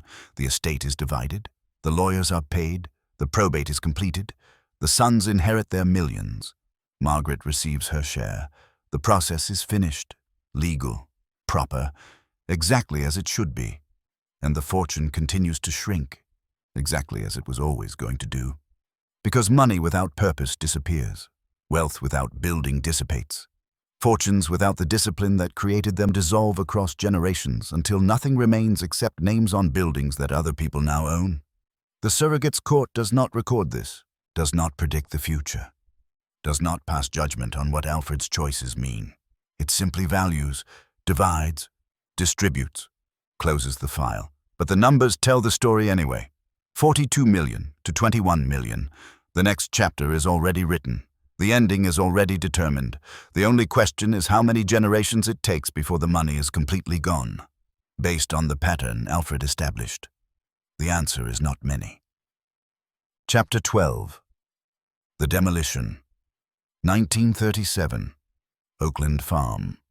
Portsmouth, Rhode Island. 22 years after Alfred's death, the riding ring still stands. 265 feet long, 125 feet wide. 65 feet to the ceiling, the largest private structure of its kind in the world. Empty now, unused, a monument to nothing. William Henry Vanderbilt III owns the property. Has owned it since he reached majority in 1922. 15 years of ownership, 15 years of maintenance, 15 years of bills for heating and insurance and repairs to a building that serves no purpose. William does not breed horses, does not compete in coaching events, does not need a riding ring large enough to drive a 4-horse team at full speed. He needs the building like his father needed the Congressional Medal, which is to say, not at all. The decision is made. The riding ring must come down. It has become too difficult to maintain and insure. The costs exceed any possible value. The structure serves no function. It exists only because it existed, because it was built, because no one has yet decided to destroy it, until now. The demolition crew arrives. They examine the building, calculate the labor, estimate the time. Massive timbers support the roof. 65 feet of clearance requires enormous structural members. The walls are thick. The foundation is solid. This was built to last, built with care and expense and attention to engineering. Built by a man who could afford to build anything and chose to build this. The crew begins. Timber by timber, beam by beam, wall by wall. The riding ring comes down. The materials are salvaged where possible, sold for scrap, repurposed. The land is cleared. The foundation is removed. By the end of the demolition, nothing remains. No trace, no marker, no indication that the largest private structure of its kind in the world ever stood here. 31 years. From completion in 1906 to demolition in 1937. 31 years for a building designed to last generations. 31 years for a monument that consumed a fortune to build and maintain. 31 years before it became cheaper to destroy than to preserve. The riding ring is gone, but Oakland Farm still stands. The main house, the stables with their distinctive round towers, the cattle barn, the outbuildings. The property is reduced now from 450 acres to approximately 150. William has sold land, subdivided portions, generated cash from real estate. But the core of the estate remains. He lives here, serves as governor of Rhode Island from this address, maintains the property, continues the pattern. Then 1947 arrives. William is 45 years old, has owned Oakland Farm for 25 years, has lived through the Depression, has seen the world change, has watched the costs of maintaining a gentleman's farm become absurd in an era of income taxes and labor shortages and economic realities that make large estates unsustainable. He sells everything, the main house, the stables, the remaining land, the cattle barn, the entire estate. Sells to developers who see subdivision potential, who see residential lots, who see profit in transforming one man's playground into many families' homes. The new owners make their own decisions. The stables are demolished in 1948. The timber is valuable, old-growth wood, carefully selected, well-maintained. The demolition crew salvages everything they can. The beams become building material.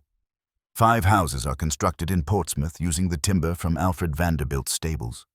5 families move into homes built from the bones of a millionaire's horse barn. They do not know this.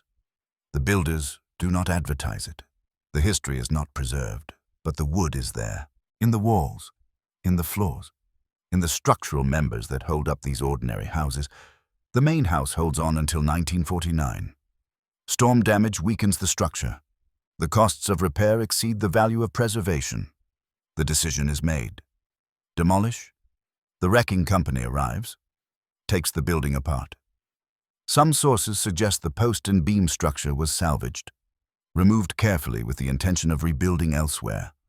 The colonial-era portion of the house, the historical core, valuable to someone who appreciates such things, but where it was rebuilt, if it was rebuilt, remained unknown. The trail goes cold. The house disappears into history. The cattle barn follows in 1960, 45 years after Alfred's death, the last major structure from his era at Oakland Farm. When it falls, nothing remains except memories and photographs. The farm sits vacant for 24 years, from 1960 to 1984, land without purpose, acreage without buildings, value without use. Then in 1984, the Regine family purchases the property, develops Oakland Farm condominiums, residential units, modern construction, homes for people who have never heard of Alfred Gwynne Vanderbilt, who do not know that horses once trained here, that the largest private riding ring in the world once stood on this land, that a fortune was spent building monuments to obsession.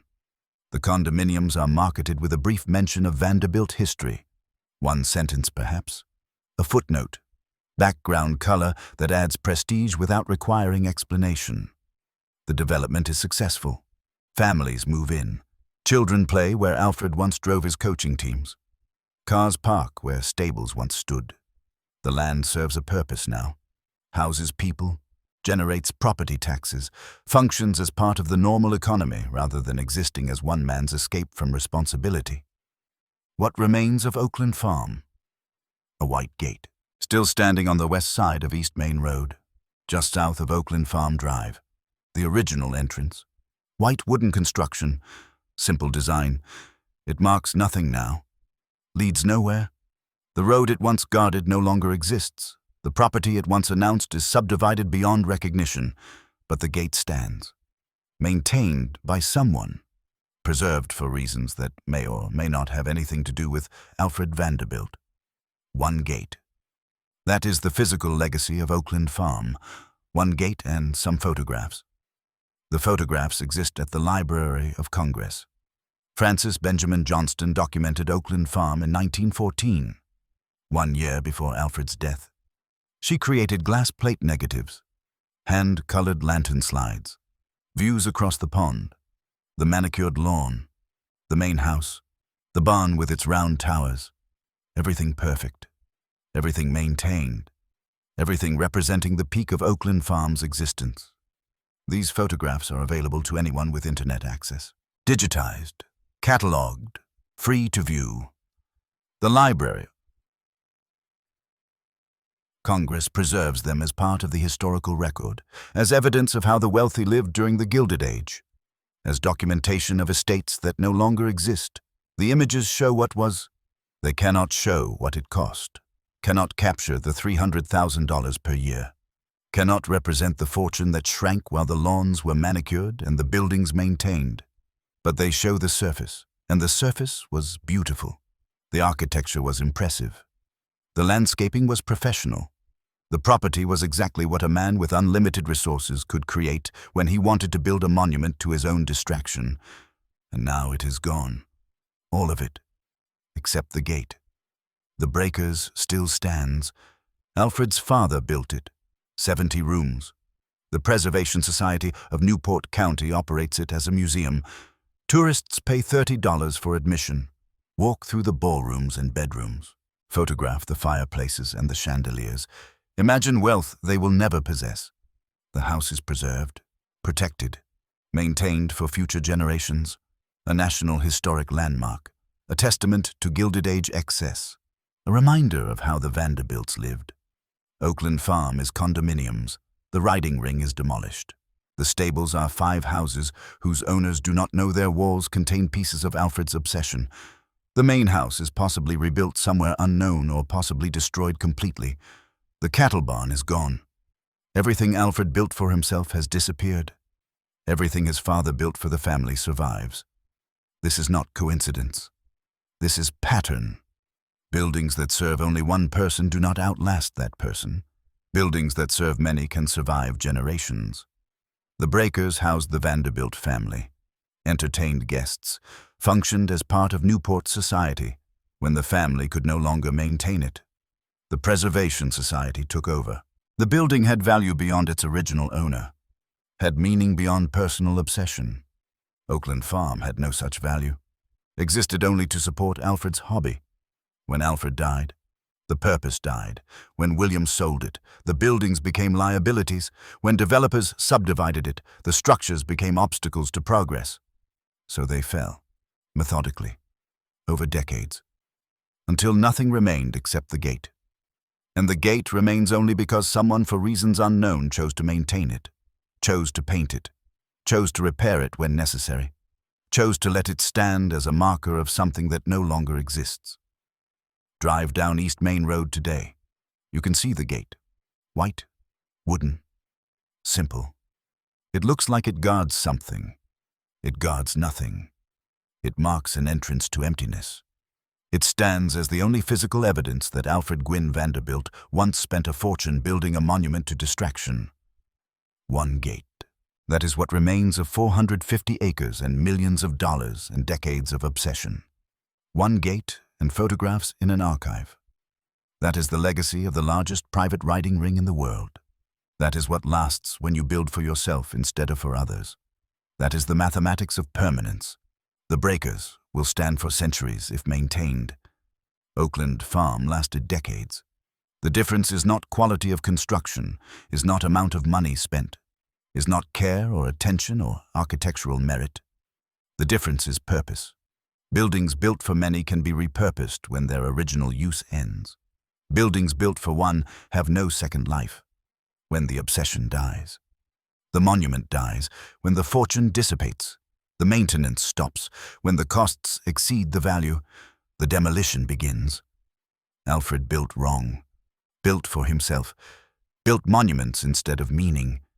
And now those monuments are gone, demolished, subdivided, transformed into housing for people who have never heard his name and do not care about his horses. Only the gate remains, white and wooden and meaningless, marking nothing, guarding emptiness, standing for reasons no one remembers. That is what lasts. Not the building, not the fortune, not the obsession. Just the gate. Just the smallest, cheapest, simplest piece of the whole enterprise. The piece that cost almost nothing and requires almost nothing and serves no purpose except to stand and be seen and remind anyone who knows to look that something was here once. Something enormous. Something expensive, something that consumed a fortune and occupied a lifetime and mattered desperately to one man who could not swim. Something gone. Chapter 13. The Sons. William Henry Vanderbilt III is 13 when the telegram arrives. Your father died a hero. The newspapers say so. 50 friends are planning a memorial. His mother Elsie tells him whatever she tells him about Alfred. The divorce, the scandal, the money. How much she explains and how much she withholds is not recorded. What is certain, William inherits $5 million and the Congressional Medal and Oakland Farm and the weight of a name that means less with every generation. He attends St. George's School in Middletown, Rhode Island, drops out at 15, joins the United States Naval Coast Defense Reserve, one of the youngest Americans to serve in World War I. Stationed at Newport Naval Torpedo Station from June 1917 to March 1918. Discharged at 18, joins the Naval Reserve. The pattern is clear even then. Start something, leave it unfinished, move to the next thing. The money makes this possible, makes everything possible except purpose. He wins a place at Princeton, attends for 1 year, drops out. No degree, no explanation necessary. He is a Vanderbilt. He has $5 million. Education is optional when you inherit wealth.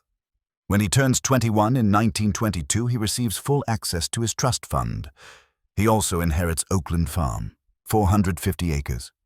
The riding ring his father built, the stables with their round towers, the main house, everything. He marries Emily O'Neill Davies in 1923, granddaughter of Daniel O'Neill, Pittsburgh newspaper dynasty founder. Another wealthy family, another merger of fortunes. They move into Oakland Farm. He lives there permanently, entertains. In the summer of 1924, he throws a ball for 500 guests. The estate functions as it was designed to function. Social events, display of wealth, demonstration of position. He serves as the 59th governor of Rhode Island. Lives at Oakland Farm during his tenure. The estate becomes the governor's residence in everything but name. He governs, serves, fulfills the role. Then his term ends and he returns to private life, and eventually he makes the decision his father never made. 1947. William sells Oakland Farm. Sells everything. After 25 years of ownership, he concludes what his father never admitted. The estate is unsustainable. The costs exceed any possible value.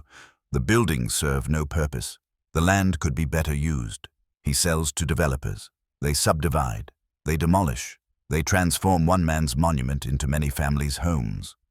William sells his mother's Harborview estate in 1950. It is demolished for residential development. He liquidates, converts property into cash, reduces overhead, adapts to a world where maintaining large estates makes no financial sense. He lives until 1981, dies at age 79, outlives his father by 42 years, but follows the same pattern, inherits wealth, spends it, sells what cannot be maintained, passes diminished resources to the next generation. Alfred Gwynne. Vanderbilt Jr. is 2 years and 7 months old when his father dies.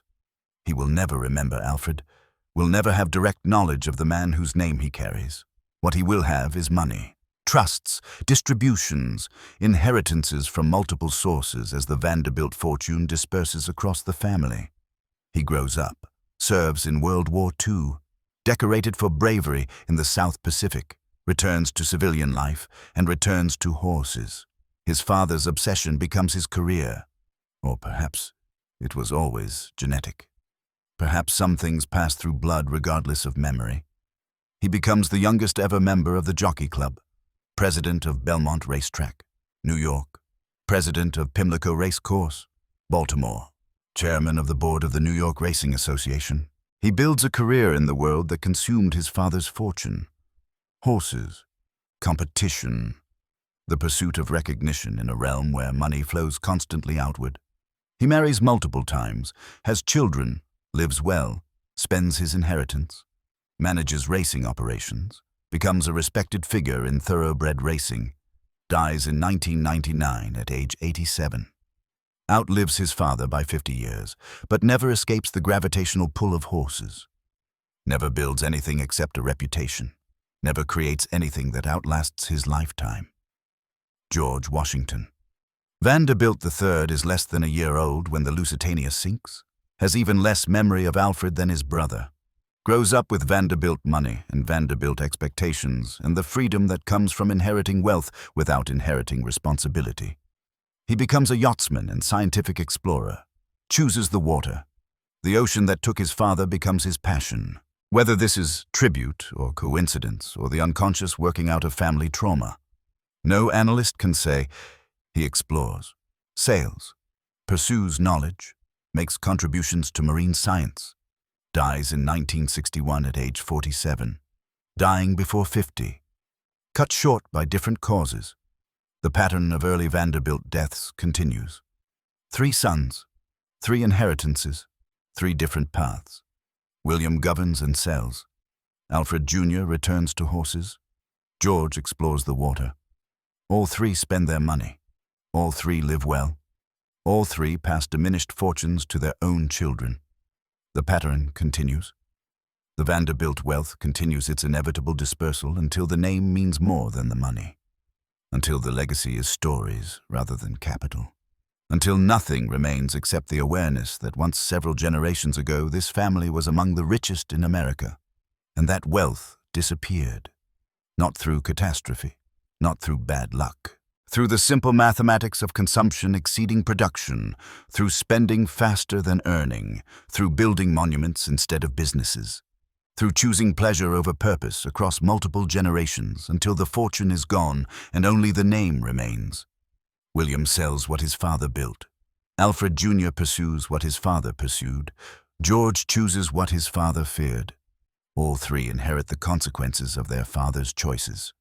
The diminished fortune, the shrinking capital, the understanding that the Vanderbilt money will not last forever, that they are living on inheritance rather than building new wealth, that they are consumers of a fortune they did not create and cannot replenish. They make their choices, live their lives, spend their money, and pass what remains to their own children. Who will spend more? Who will inherit less? Who will continue the pattern until the Vanderbilt fortune is a historical curiosity rather than a present reality? The sons do not build riding rings, do not spend $10 million on divorce, do not watch their mistresses commit suicide. They are not their father, but they follow his pattern anyway. Inherit, spend, diminish, pass less to the next generation. The differences are in degree, not in kind. The outcome is the same, just slower, just more dispersed, just less dramatic than the original. Alfred lost $20 million in 16 years. His sons will take longer, spread the loss across more people, make it less visible. But the direction is clear. The trajectory is set. The fortune is shrinking, and nothing they do will stop it. Because none of them build, none of them create. None of them do what the Commodore did, what William Henry did, what made the fortune in the first place. They simply inherit, and spend, and watch it diminish, until their children inherit even less, until their grandchildren have only the name, until the Vanderbilt fortune is memory instead of money. This pattern is set. The ending is written. The only question is how many generations it takes, based on the son's performance. The answer is not many more. Chapter 14. The Museums. Newport, Rhode Island. Present day. The Preservation Society of Newport County operates 11 historic properties: the Breakers, Marble House, the Elms, Rosecliff, Gilded Age estates transformed into museums. Monuments to wealth now generate revenue by displaying it. Anyone with $30 can tour the Breakers, can stand in the Great Hall, can photograph the morning room, can imagine what it meant to be a Vanderbilt. Alfred's father built the Breakers, 70 rooms, completed in 1895, cost approximately $7 million, over $200 million in today's money. The house was never intended as a museum, was built for family use, for entertaining, for demonstrating Vanderbilt position in Newport society. When the family could no longer maintain it, they leased it to the Preservation Society, 1948, $1 per year. The society operates the house, opens it to tourists. By 1972, ownership transfers completely. The Breakers becomes a National Historic Landmark, protected, preserved, guaranteed to stand for generations. Over 400,000 people visit annually. They pay admission, take tours, marvel at gold leaf ceilings. The house generates millions in revenue, employs dozens, functions as an economic engine for Newport tourism. The house Alfred's father built survives. The riding ring Alfred built is demolished. Gone. Forgotten except by historians who discover that once for 31 years the largest private structure of its kind stood in Portsmouth. Why does the Breakers survive when Oakland Farm does not? The answer is not quality. Both were well built. Both employed skilled architects. Both used expensive materials.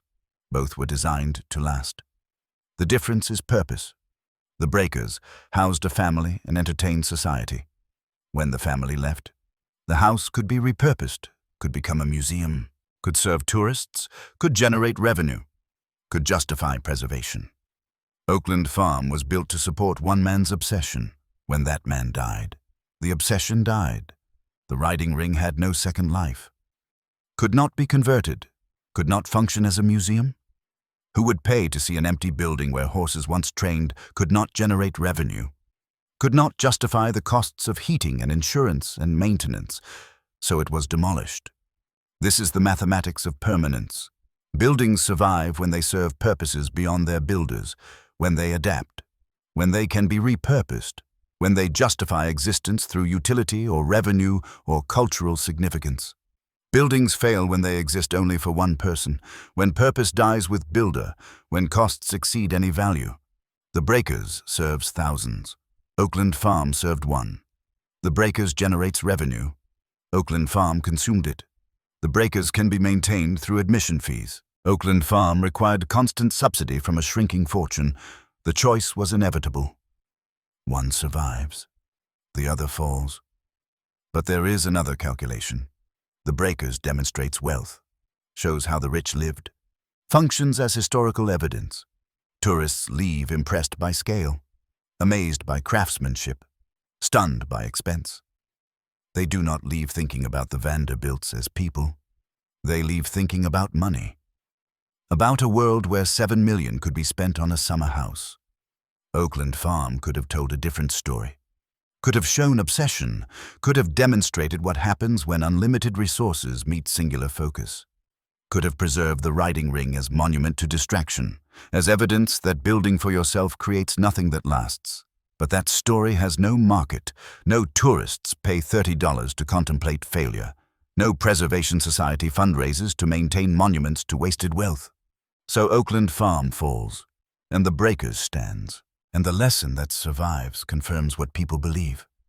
That the wealthy lived well. That the Gilded Age was golden. That the Vanderbilts were successful. The lesson that disappears is the one that matters more. That Alfred spent $20 million in 16 years and left nothing permanent except a hotel he never intended as legacy. That the riding ring lasted 31 years. That the obsession created nothing of value except to himself. This lesson cannot be learned at the breakers, cannot be understood by walking through the music room. This lesson requires Oakland Farm, requires seeing empty land where the ring once stood, requires understanding what was built and what it cost and how quickly it disappeared, requires contemplating the white gate and asking why it stands when everything else is gone. But Oakland Farm is condominiums now, the land repurposed, the buildings demolished, the story erased except in archives. The tourists go to the breakers. They learn about wealth. They miss the lesson about waste. Newport values its past, preserves buildings, maintains institutions, invests in tourism, understands that history generates revenue, but preservation is selective, is economic, based on calculations about what tourists will pay to see. The breakers survives because tourists want to see it. Oakland Farm disappears because no one cares it existed. The market decides what lasts, and the market values success over failure. Buildings that demonstrate arrival over buildings that demonstrate distraction. So, the breakers stands. Oakland Farm falls. The tourists learn one lesson. Miss another, leave Newport, impressed by Gilded Age wealth. Never contemplate Gilded Age waste. Never ask what happened to the fortunes that built these houses. Never trace the pattern of inheritance and dissipation that turned $42 million into condominiums and a white gate. The museums tell the stories they want to tell. The stories that generate revenue. The Vanderbilts were rich. They built impressive houses. They lived well. These facts are true. These facts are incomplete. The complete story requires the demolished riding ring, requires the shrinking fortune, requires the mathematics of $3,527 per day, requires the white gate standing as only physical evidence that Alfred built anything at all. The museums cannot answer these questions, cannot preserve buildings that no longer exist, cannot tell stories about demolished monuments, so the questions go unasked, the lessons go unlearned, the pattern continues. And somewhere in Portsmouth, a white gate stands marking an entrance to nothing. No museum, no tour, no admission fee, just a gate, white and wooden, meaningless to anyone who does not know to ask why it stands when everything else is gone. Chapter 15. What remains? Begin with the physical. What can you touch? What exists in 3 dimensions? One white gate, East Main Road, Portsmouth, just south of Oakland Farm Drive. Wooden construction, white paint, simple design. It marks nothing now. The farm is subdivided. The estate is condominiums, but the gate stands. Someone maintains it. Someone paints it. Someone has decided this gate deserves to survive. Why? The property records do not clarify. The historical societies do not track it. The gate simply exists. The smallest piece of Oakland Farm, the cheapest component, the only physical remnant, The Vanderbilt Hotel, 4 Park Avenue, New York City, still standing, still functioning, no longer called the Vanderbilt. The name has changed. The ownership has changed. The penthouse where Alfred lived is subdivided or renovated, but the building stands. 22 stories, designed by Warren and Wetmore. Opened January 10th, 1912. Alfred built it for others, for profit. And it survives. While the riding ring he built for himself was demolished, this pattern is clear. Buildings built for others outlast their builders. Buildings built for self cannot. The hotel generates value, can be sold, repurposed, continued. The riding ring had no such value. When Alfred died, the purpose died. When purpose died, the building followed. 2 memorials, the fountain in Newport, the stone in Homewood, England, both erected by friends, not family. Friends who believed Alfred's 18 minutes deserved permanent recognition. Newport Memorial. To the memory of Alfred Gwynne Vanderbilt, who perished on the SS Lusitania in the 38th year of his age, May 7, 1915. Erected by 50 of his friends, Homewood Memorial. In memory of Alfred Gwynne Vanderbilt, a gallant gentleman and a fine sportsman who perished in the Lusitania, May 7, 1915. This stone is erected on his favorite road by a few of his British coaching friends and admirers. Both stand today, more than 110 years later, maintained, visited occasionally. Physical markers that Alfred's final act mattered. That dying well counts for something. The Congressional Medal, gold, octagonal, presented to Cornelius Vanderbilt in 1864, symbol of family headship, passed to William Henry, then Alfred, then William Henry III, then subsequent generations, still exists, still passed down. Alfred never wore it, never valued it, never cared about family responsibility, but it survived him, survives still. Photographs. Francis Benjamin Johnston's glass plates from 1914, preserved at the Library of Congress, digitized, available to anyone. Views of Oakland Farm 1 year before Alfred's death. The pond, the lawn, the main house, the barn with round towers. Everything perfect, everything maintained, everything at peak existence. These images are permanent now. Digital permanence. The library will not demolish them, will not sell them. They show what was, cannot show what it cost, cannot represent 300,000 per year. But they show the surface, and the surface was beautiful. Court records, probate documents. The surrogate's court preserved the accounting. 16,769,000 in New York. 4,600,000 debts, 12,000 in trust. 21,381,000 total. The mathematics documented, the loss calculated. These documents exist in archives, can be examined, newspaper accounts, the New York Times, the Newport Daily News, the Buffalo Times, Lloyd's Weekly News. Hundreds of articles spanning 1877 to 1915, all preserved on microfilm, in databases. Through digitization, the primary sources exist.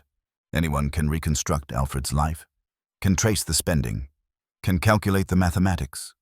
Descendants. Alfred's bloodline continues. William had children. Alfred Jr. had children. George had children. The family tree branches. The fortune divides.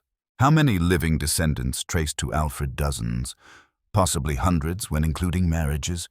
These descendants inherit DNA, inherit the name sometimes, inherit fragments of wealth. But they do not inherit Oakland Farm, do not inherit the riding ring, do not inherit $42 million. They inherit consequences of Alfred's choices, the pattern of dissipation. Stories. Charlotte Pye told hers for life. The woman to whom Alfred gave his life vest. She told her children. They told theirs. The story continues, becomes family lore, a connection to history, worth preserving, worth passing down. Other survivors told their stories.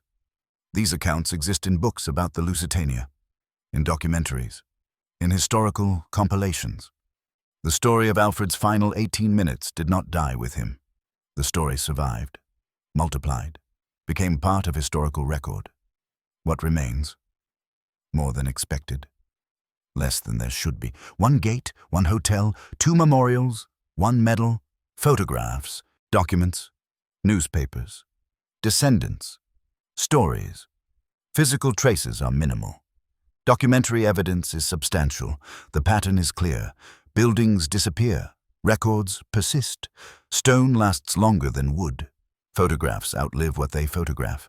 Stories survive the people who lived them, but these survivals are accidental, are not what Alfred intended. The gate remains because someone maintains it for unknown reasons. The hotel stands because it generates value independent of Alfred. The memorials exist because friends paid. The medal continues because it has symbolic value. The photographs persist because they entered an institutional archive. Nothing remains because Alfred built for permanence. Nothing survives because Alfred created lasting value. Everything that remains exists despite Alfred's choices, despite his focus on self, despite building monuments instead of meaning. What Alfred built for himself is gone. What he built for others survives. What he valued has disappeared. What he gave away is memorialized. What he spent his fortune on left no trace. What he died doing is permanently marked.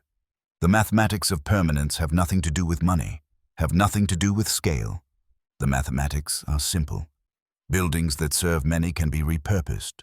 Buildings that serve one cannot. Actions that help others generate memorials. Actions that serve self generate nothing.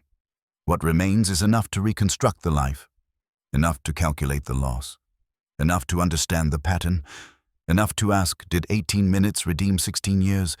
One gate. That is the physical legacy. That is what remains when you build monuments to distraction. Chapter 16. The Mathematics. $42 million. Alfred's inheritance in 1899. Equivalent to approximately $1.3 billion today. More money than anyone could spend. Except Alfred did. Spent more than half. In 16 years, $21.4 million. Alfred's estate in 1915. The remainder after 16 years. The amount divided among Margaret and 3 sons. Proof that Alfred consumed $20.6 million in 16 years. Not through business failure, through living, through building, through pursuing obsession. $20.6 million lost, divided by 16 years equals $1,287,500 per year. Divided by 365 days equals $3,527 per day. Every single day for 16 years? In today's purchasing power, approximately $64,000 per day. Every day for 16 years. Try to spend $64,000 in one day. Actually spend it, not invest it, not save it. Spend it, consume it. Do this every day for 16 years. 5,840 days. That is the mathematics of being Alfred Gwynne Vanderbilt. Some spending is documented. The divorce, $10 million, 28% of the loss. The largest single expense. The price of adultery. The cost of ending a marriage. $10 million to Elsie. $5 million in trust for William. The Vanderbilt Hotel, $2 million to build. But the hotel generated revenue. The net loss is smaller. Perhaps zero if profitable during Alfred's ownership. The hotel was investment, not pure consumption. The hotel still stands. The hotel was the exception. Annual household expenses, $300,000 per year minimum. $4.8 million over 16 years. This is documented. This covers Oakland Farm, other properties, staff, utilities, insurance, taxes, repairs. The riding ring cost, yes, unknown. Conservative estimates suggest $1 million minimum, possibly several million. A building 265 feet long requires specialized engineering. This was not cheap. The exact amount is lost, but millions, certainly millions. Maintaining 60 horses in England, hundreds of thousands per year. Horses require feed, shelter, veterinary care, training, staff, equipment, transportation, shipping 26 horses across the Atlantic, tens of thousands. One crossing, one event. Just for transportation, travel. Multiple trips to England annually. First-class tickets, best accommodations. Staff traveling with him. Ronald Denier's expenses. Private railway car maintenance. Hotels, restaurants. The expenses of moving through the world as Alfred Gwynne Vanderbilt. Always the best, always the most expensive. These documented expenses do not add to 20.6 million, not even close. Where did the rest go? The documentation does not specify. Alfred was spending his own money, not answering to shareholders, not filing reports. The money simply flowed out. $3,527 per day. The mathematics reveal the pattern, not specific purchases. Those are lost. What survives is the aggregate. The proof that Alfred consumed faster than his fortune could sustain. That spending $3,527 daily for 16 years turns 42 million into 21 million. $3,527 per day. The average American worker in 1900 earned approximately $500 per year. Alfred spent 7 times the annual wage every single day. A working man's entire year, every day, for 16 years. The consequence: William inherits $5 million. Alfred Jr. inherits $2.5 million. George inherits $2.5 million. Margaret receives $8 million. None of the sons inherits $42 million. The fortune has shrunk by half, and the sons will shrink it further, because the mathematics are clear. If each generation spends faster than it earns, the fortune disappears. If William spends $1,000 per day instead of $3,000, his $5 million lasts 13 years. His children inherit less. They spend. Their children inherit less still. Eventually nothing. Just the name. Alfred accelerated the process, demonstrated the mathematics at maximum velocity, showed what happens when unlimited resources meet unlimited consumption. But the direction was set before Alfred. Fortunes built by one generation rarely survive 4, because builders create, heirs consume. The Commodore built. William Henry maintained. Cornelius spent on houses. Alfred spent on horses. William III sold what his father built. Alfred Jr. spent on horses like his father. George spent on yachts. The trajectory is clear. When spending exceeds earning across generations, fortunes disappear. $3,527 per day. This is the number that explains everything. This is the mathematics of fortune dissipation.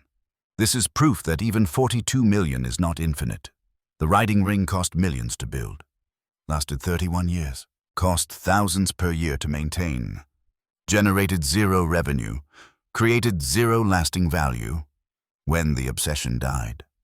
The building died. The mathematics were inevitable. Buildings that cost more than they are worth do not survive. What lasts is what generates value beyond cost. The hotel generates rent. Survives. The gate costs almost nothing. Survives. The memorials were one-time expenses. Survive. The riding ring consumed constantly.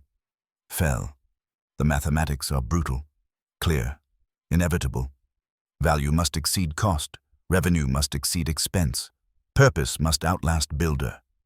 Alfred violated these rules, built for himself, built monuments that served only his obsession, built structures that could not justify existence once he was gone. And they fell, one by one, until nothing remained except a gate. The mathematics guaranteed this outcome. The spending pattern predicted it. $3,527 per day. This is how you turn 42 million into 21 million. This is how you build monuments that fall. The numbers do not lie. 42 million became 21 million. 20 million disappeared. The mathematics are complete. The lesson is clear. Spend faster than you earn, and the money runs out. Build for yourself, and the buildings fall. Focus on monuments instead of meaning, and nothing lasts except the mathematics. Chapter 17. The question. Can 18 minutes redeem 16 years? This is the central question. The only question that matters. The question the family could not answer. The question that determined whether to mention the Lusitania at Alfred's funeral. The family said no. Implicitly. through suppressing the Lusitania connection, through emphasizing sportsman instead of hero, through creating distance between death and memorials, through allowing friends not family to erect monuments. The family's calculation, the heroism does not erase the scandal. The 18 minutes do not erase Agnes Ruiz. Alfred died well, but he lived poorly, and life matters more than death. The friends said yes, explicitly, through memorials, through inscriptions calling Alfred a gallant gentleman, through marking his death in stone, through ensuring future generations would know Alfred died helping strangers. The friends' calculation, how you die matters. How you face death reveals character. 18 minutes of selfless action count for something. The survivors said yes. Charlotte Pye told her story for life. The man who gave her his life vest, who tied it on her while she held her baby, who spoke calmly, who simply helped and moved on. She made clear that Alfred's final act mattered, that his choice to help strangers deserved remembering. But what does redemption mean? Does it mean the bad acts are cancelled? Does it mean Alfred should be remembered only as hero? Does it mean 18 minutes outweigh 16 years? Or does it mean something smaller, something more modest? Perhaps redemption means the final act adds complexity, prevents simple judgment, makes Alfred more than just a wastrel, makes him also a man who gave away his life vest, makes him both the playboy and the hero, both the man who spent $3,527 per day and the man who spent 18 minutes helping strangers. Both things simultaneously. The human desire for simple narratives is powerful, for people who are either good or bad, either heroes or villains. Alfred resists this. Built wrong, died right, wasted fortune, saved lives, focused on self, helped strangers. The contradictions cannot be resolved, can only be acknowledged. What would Alfred have built with 20 million if he had chosen differently? If he had focused on value creation, if he had invested? 20 million could have built hospitals, universities, libraries, institutions that served thousands, that lasted generations, could have made the Vanderbilt name mean something beyond wealth and waste. But Alfred did not choose differently. Built for himself, spent on himself, for 16 years, until the Lusitania was sinking and suddenly others mattered more. The choice became clear. Self or others. Alfred chose others. For 18 minutes. Does this choice cancel preceding choices? The mathematics say no. 18 minutes is 0.0006 of 16 years. Statistically irrelevant. The mathematics do not allow 18 minutes to redeem 16 years, but redemption is not mathematics, is not calculation. Redemption is moral, is about meaning, is about whether the final choice reveals something true that preceding choices concealed, is about whether who you are at death matters more than who you were during life. Alfred could not swim. Everyone knew this. His choice to give away his life vest was full knowledge, full understanding, full acceptance of consequence. He knew he would die. He gave the vest anyway. This was heroism born of certainty of death. Choosing to die helping strangers rather than live by saving himself. Does this reveal Alfred's true character? Or does this demonstrate who Alfred became when faced with death, when normal choices were removed? Perhaps Alfred was never tested until the Lusitania, never faced real choice. Money removes most tests, creates insulation, ensures you rarely choose between yourself and others because you can afford both. Money makes character easy, makes heroism unnecessary. The Lusitania removed money, removed insulation. 2:10 in the afternoon. You have a life vest, others do not. You cannot swim. Choose. Money does not help. Position does not matter. Only the choice counts. Alfred chose others. This is documented, witnessed. He gave away his vest. He carried children. He helped women. He worked until he was washed away. Alfred died helping strangers when he could have saved himself. Does this redeem 16 years? The question remains unanswerable. Depends on what redemption means. Depends on what you value. Depends on whether you judge people by lives or deaths. The memorials say yes. The gate says no. The fortune dissipated regardless, The pattern continued regardless. The only thing Alfred's 18 minutes changed was his death. Changed how he died. Changed what people remembered. Changed nothing about the fortune. Changed nothing about Oakland Farm. Changed nothing about what remains. Changed nothing about the gate standing on East Main Road. Can 18 minutes redeem 16 years? The answer depends on who is asking. The family said no. The friends said yes. The survivors said yes. The buildings say no. The story says yes. The truth is that redemption is partial, is incomplete. The 18 minutes do not erase the 16 years, but they add something. Add complexity. Add meaning. Add a final chapter that contradicts preceding chapters. Add proof that character can change, that heroes can be wastrels, that wastrels can be heroes. This is not full redemption, but it is something. Is enough to justify memorials. Is enough to preserve the story. Is enough to make the question worth asking. Is enough to prevent simple judgment. 18 minutes cannot redeem 16 years. But 18 minutes can add context, can demonstrate that people are more complicated than their patterns, can show that even those who build wrong can die right. The question stands. The answer is yours. Chapter 18. The Pattern. The pattern is older than Alfred, will continue after his sons are dead. The pattern of wealthy families losing wealth across generations, of fortunes built by one generation and dissipated by the next. This pattern repeats across cultures and centuries. Shirt sleeves to shirt sleeves in 3 generations. The American saying, fortunes rarely survive the grandchildren of their builders. First generation makes the money, second maintains it, third spends it, fourth returns to normal circumstances, returns to shirt sleeves.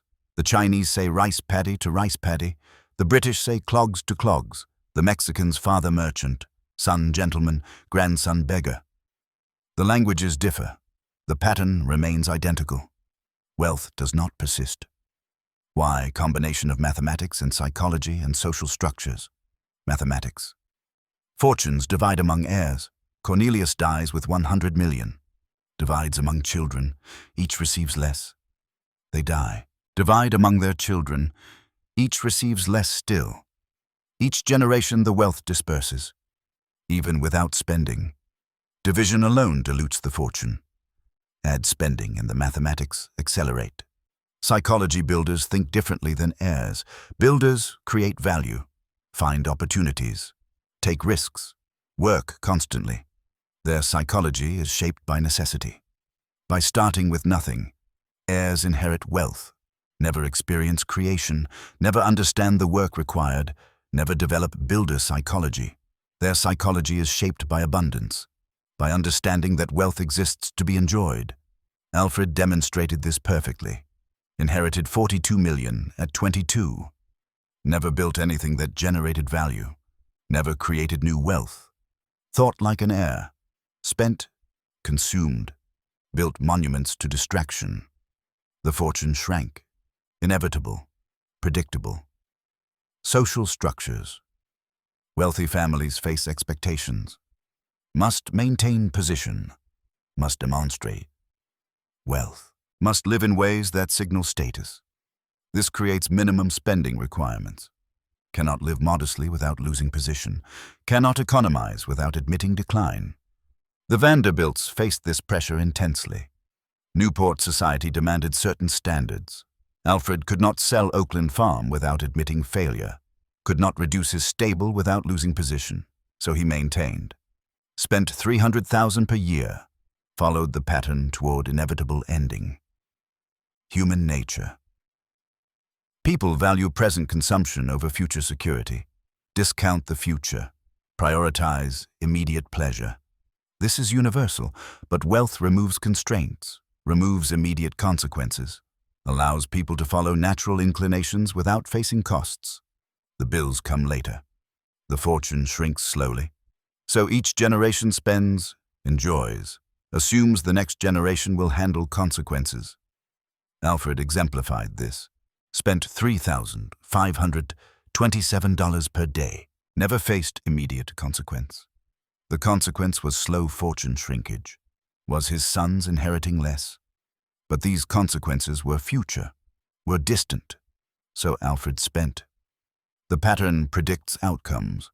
Alfred inherited 42 million, lost 20 million, passed 21 million to heirs. If the next generation loses half, the fortune becomes 11 million. The generation after 5.5 million, fourth generation 2.7 million, fifth 1.3 million. By sixth generation, the fortune is measured in hundreds of thousands. By seventh, the wealth is ordinary. By ninth generation, no one remembers the family was once among richest in America. This assumes each generation loses only half, assumes spending slower than Alfred's rate. Even with generous assumptions, the fortune disappears in 9 generations. With Alfred's rate, the progression accelerates. The Vanderbilt fortune is currently in 6th or 7th generation from Cornelius. The money is largely gone, dispersed among hundreds of descendants. Individual inheritances are comfortable but not extraordinary. The name carries prestige but not economic power. The pattern has completed. Shirt sleeves to shirt sleeves. Alfred was not exception. Was the pattern personified? Was the demonstration? His spending rate was extreme, but the direction was normal. The outcome was expected. Alfred simply reached it faster, simply showed at maximum velocity what happens when heirs focus on consumption instead of creation. The pattern explains Oakland Farm's demolition, explains why the riding ring lasted only 31 years, explains why William sold the estate, explains why nothing remains except the gate. The pattern is economics, is mathematics, is inevitable when spending exceeds earning across generations. This same economic reality explains the breaker's survival when the family could no longer maintain it. The building had value to others, could be repurposed, could become a museum. The pattern allows buildings that serve many to survive, requires buildings that serve 1 to 4. It also explains why Alfred's sons could not break the cycle, could not reverse dissipation. They inherited less than Alfred, lived in same social structures, faced same psychological pressures, followed same human nature. They spent their inheritances, passed less to their children, continued the pattern. The pattern is neutral, is not moral judgment, is simply description, is observation of how wealth behaves across generations, is documentation of mathematical inevitability. Fortunes dissipate unless consciously preserved, unless heirs become builders, unless each generation creates more value than it consumes. These shifts are possible. Some families achieve them. Some fortunes persist, but these are exceptions. The pattern is the rule. Dissipation is normal. Shirt sleeves to shirt sleeves is what happens absent intentional intervention. Alfred did not intervene, did not become a builder, did not create more than he consumed, did not break the cycle, did not leave anything except diminished capital, and a pattern continued, and a white gate. The pattern predicted this. The pattern explains this. Alfred was the pattern personified, was the proof that wealth does not persist, was the answer what happens when heirs do not become builders. This happens. Oakland Farm demolished, fortune shrunk, pattern continued. The pattern that is older than the Vanderbilts, that will outlast the Vanderbilts. That explains why one white gate is all that remains. Chapter 19. The Gate. East Main Road, Portsmouth, Rhode Island. Present day. A white gate stands on the west side just south of Oakland Farm Drive. 2 posts, horizontal rails, white paint, simple construction, the kind of gate that marks the entrance to a farm. It marks nothing now. The road it once guarded no longer exists. The property it once announced is subdivided. The buildings it once led to are demolished, but the gate stands. Someone maintains it. Someone paints it. Someone has decided this gate deserves to survive. Why? The property records do not clarify. The historical societies do not track it. No plaques explain its significance. The gate simply exists, white and wooden, weathered but maintained, standing. Drive past it and you would not notice, would not recognize it as the last physical remnant of Oakland Farm, would not understand that once the largest private riding ring in the world stood beyond this gate. That 450 acres extended from this entrance. That Alfred Gwynne Vanderbilt spent millions building monuments here.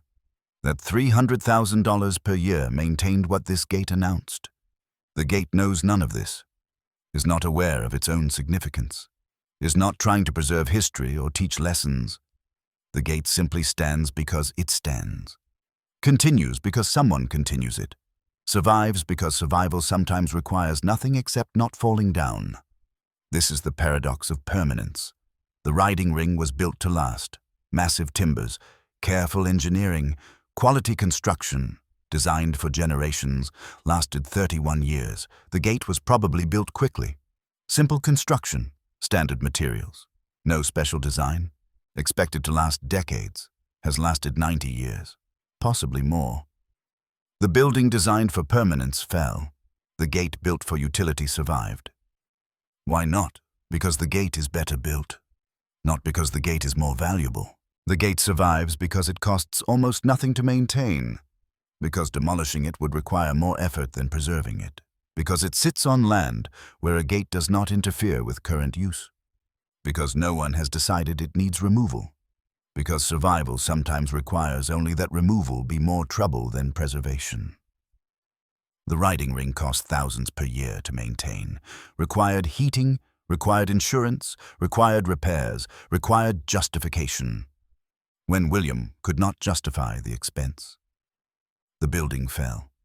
The gate costs the price of white paint every few years, requires almost nothing, justifies itself through insignificance, survives through not mattering enough to remove. This is the lesson of the gate. Not that it was well built, not that it was important, but that survival depends on cost rather than value, on expense rather than meaning, on whether maintaining something costs more than ignoring it. The gate costs almost nothing, so it stands. The riding ring cost everything, so it fell. Stand at the gate today. Look north toward where Oakland Farm once spread. See condominiums. See residential streets. See modern development. See nothing that suggests Alfred once trained 60 horses here. See nothing that indicates the largest private riding ring once stood here. See nothing except ordinary Portsmouth suburbia. The land serves current purposes, houses current residents. The past is gone except for this gate. What does the gate mark? Nothing. The entrance it once guarded does not exist. The property it once announced is subdivided. The buildings it once led to are demolished. The fortune that built it is dissipated. The man who commissioned it is dead 109 years. The family that owned it has dispersed. The Vanderbilt wealth is largely gone. The pattern has completed. The ending has arrived. But the gate stands, white and wooden, simple and meaningless, marking nothing, guarding emptiness, announcing what no longer exists, serving no purpose except to stand and be seen and survive, despite having no reason except that survival is sometimes easier than removal. This is what remains of Alfred Gwynne Vanderbilt's legacy at Oakland Farm. Not the buildings he built, not the horses he bred, not the competitions he won, not the fortune he spent, not the obsession he pursued. Just this gate, just this simple wooden structure that probably cost a few $100s and has outlasted everything that cost millions. The gate does not remember Alfred, does not know his name, does not care about his story, is not conscious of being evidence, is simply a gate, standing on East Main Road, surviving through insignificance, lasting through irrelevance, persisting through not mattering enough to remove, but to those who know to look. The survival is meaningful, is evidence, is proof, is the physical manifestation of everything this story demonstrates. That buildings built for one cannot survive when that one is gone. That monuments to obsession fall when obsession dies. That fortunes spent on self-focused construction leave nothing except the smallest, cheapest, simplest pieces. That permanence has nothing to do with intent and everything to do with cost. The gate stands. Everything else is gone. This is the final calculation, the ultimate mathematics. Not that Alfred built wrong, though he did. Not that the fortune dissipated, though it did. But that what remains of monumental efforts and massive expenditures and obsessive focus and millions of dollars and 16 years is this one white gate. Simple, cheap, meaningless to most. Surviving not because it deserves to, but because destruction cost more than preservation. Stand at the gate. Look north. Imagine what was. See what is. Understand what remains. Calculate the distance between $42 million and one white gate, between 16 years and 18 minutes, between monuments to self and memorials by friends, between what Alfred built and what lasts. The gate stands. That is what remains. That is the final proof. That is the physical manifestation of everything. One gate, marking nothing, surviving everything, standing as the only physical remnant of Oakland Farm. That is the legacy. That is what lasts when you build for yourself instead of for others. One gate, standing on East Main Road, guarding nothing, marking emptiness, surviving.